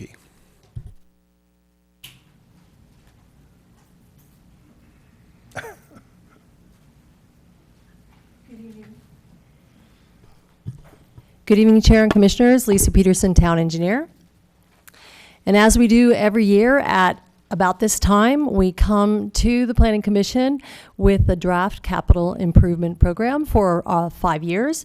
And we do request that the Planning Commission verify conformance to the general plan. So our capital improvement program is really broken into 3 components. We have our streets, we have our parks, we have our facilities. So regarding our streets, we have the general plan's transportation goals and policies, which address maintenance of our streets. So we have a couple, actually very large capital projects coming up this year. One of them, I'm sure most of you have heard about, is our Almond Grove project, where we're going to be reconstructing 8 of the concrete streets in the Almond Grove neighborhood. We also have a very large street maintenance project that is coming up that is going to be an asphalt overlay on a section of Lark Avenue. And additionally, we've got some sections on Blossom Hill Road that are going to be overlaid. We have a large slurry seal project that will be happening, and this is going to be sealing our roads that are in good condition to keep them in good condition. One very large area is Lark Avenue from Highway 9, Los Gatos Boulevard from Highway 9 to Lark Avenue. And we also have about 56 of our residential streets as well that we will have that slurry seal on. We are meeting our general plan open space parks and recreation goals through implementation of some of our park improvement plans that we have in our capital 5-year program. We also are meeting our sustainability goals and policies through some energy efficiency upgrades that we have in our facilities, such as energy efficiency upgrades that are going to be happening at the Civic Center, and also outside lighting, such as where we're going to be changing out and putting in LED lights. And so tonight, what we are, again, asking for is for the commission to verify the CIP and its conformance to the general plan, and also to recommend the approval of our 5-year capital program to the council. Thank you very much, and I'm here to answer any questions if you have any. Let me first say this before we get into comments. I just want to tell you that it's an amazing thing when I find reading all these numbers interesting. So whoever drafted this, or whatever group of people, did a wonderful job.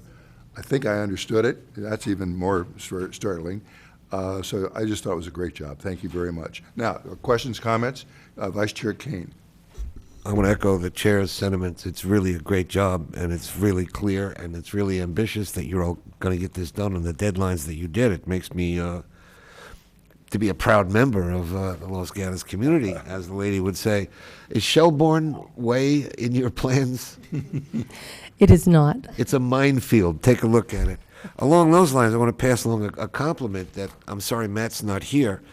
On a given morning, 2-3 months ago, I'm crossing the bridge on Blossom Hill, headed east, and I hit a giant pothole in the middle of the bridge. And I thought, gee, I called PPW and said, "There's a pot." I told them exactly where it was. On my way home, it was fixed. So you read the Mercury a lot about people complaining about things that never get touched, and we did a really good job. In the section where you talk about the fountain outside, you say you're going to put in plants and agriculture, reduce the water space. I want to know if the water will work. Does it work? Is that part of the budget? So part of what we're going to be doing is definitely making that work. Yes. Excellent. Thank you. Commissioner Birch? I know most of the parks, it's pretty specific to which park, but I wondered if somewhere in this is some type of plan for, the moles in the parks are insane. So I live really close to one, and my friend actually broke her ankle in the park. So I had to take her to Good Sam. They're terrible. So that would be part of what our maintenance would take care of. So, please, any time you have issues like that, let PPW know, and we can go and assess the issue and take care of the problem. Okay, so it's sitting in a bucket here that just Yes. sipped into for those needs. Okay, thank you. Commissioner Hudis? Yeah, and paying attention to our role, which is to look at this from the perspective of conformance with the general plan, it brings to mind the traffic element and the very significant issue we have with cut-through traffic, which would, I think, put us out of compliance with the general plan if measures aren't taken to address the traffic issues there.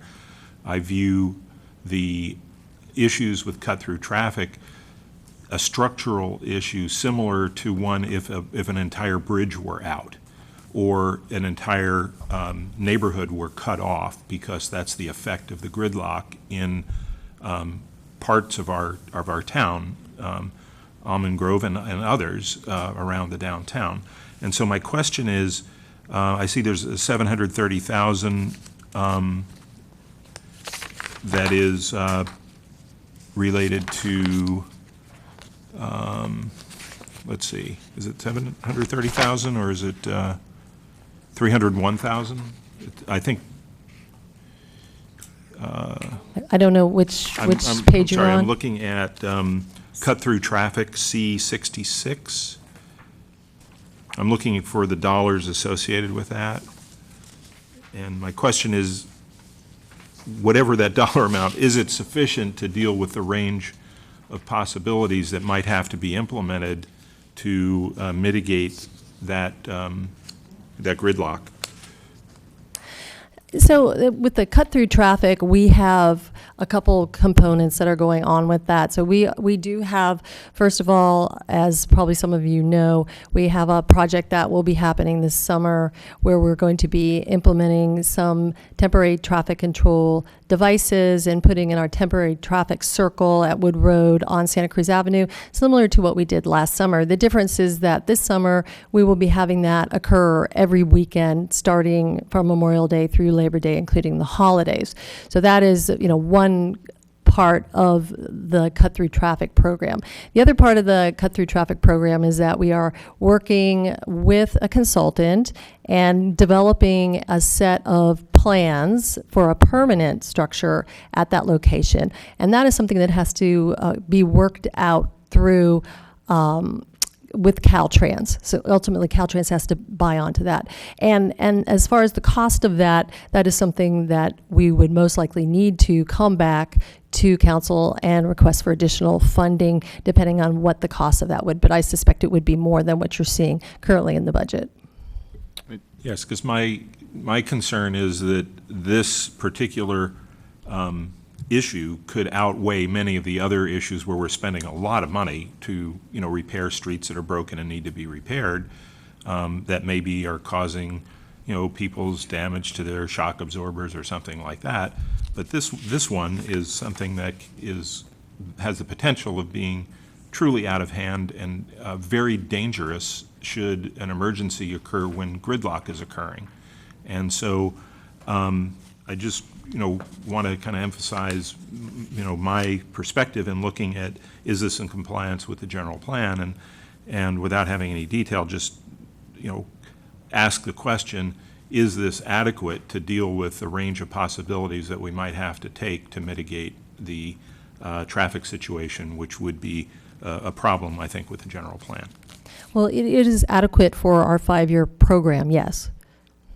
Okay, thank you. Other questions? Vice Chair Kane. Just a quick one. On every project that is described, my ignorance, on every project that's described, source of funds is GFAR, standing for General Fund.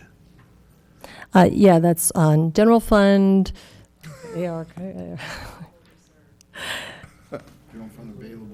Available reserve. Available reserve, thank you. General fund available reserve. So the general fund available reserve is what's typically available at the end of the year, and that then gets put into our capital program. So from our general fund, remaining balances. Thank you. Other questions? If not, I would entertain a motion. We need a recommendation, which is described on page 3 of 3. Commissioner Badami. I move to forward a recommendation to the Town Council for the 2017, 2018 through 2021 through 22 draft proposed capital improvement program. I can make the required findings for CEQA, and I can make the findings as required pursuant to the adopted guidelines for the implementation of the California Environmental Quality Act, that the potential projects are consistent with the general plan, North 40 specific plan, the Albright specific plan, and the Hillside specific plan. Okay, so that includes the recommendation the Town Council approve the 2017, 18, 2021, 22 draft proposal CIP. Correct. Yes. Is there a second? Yes, Commissioner Hudis. I'd second the motion. Is there discussion or questions? If not, all those in favor say aye. The matter passes unanimously. Okay, so thank you very much. And now I look to staff for any report you may have. Yeah, extremely briefly, the town council met last week and considered your recommendation for the Los Gatos Roasting Company to add beer and wine service, and they approved that project. And that's all I have for this evening. Any comments from my fellow commissioners? If not, the meeting is adjourned.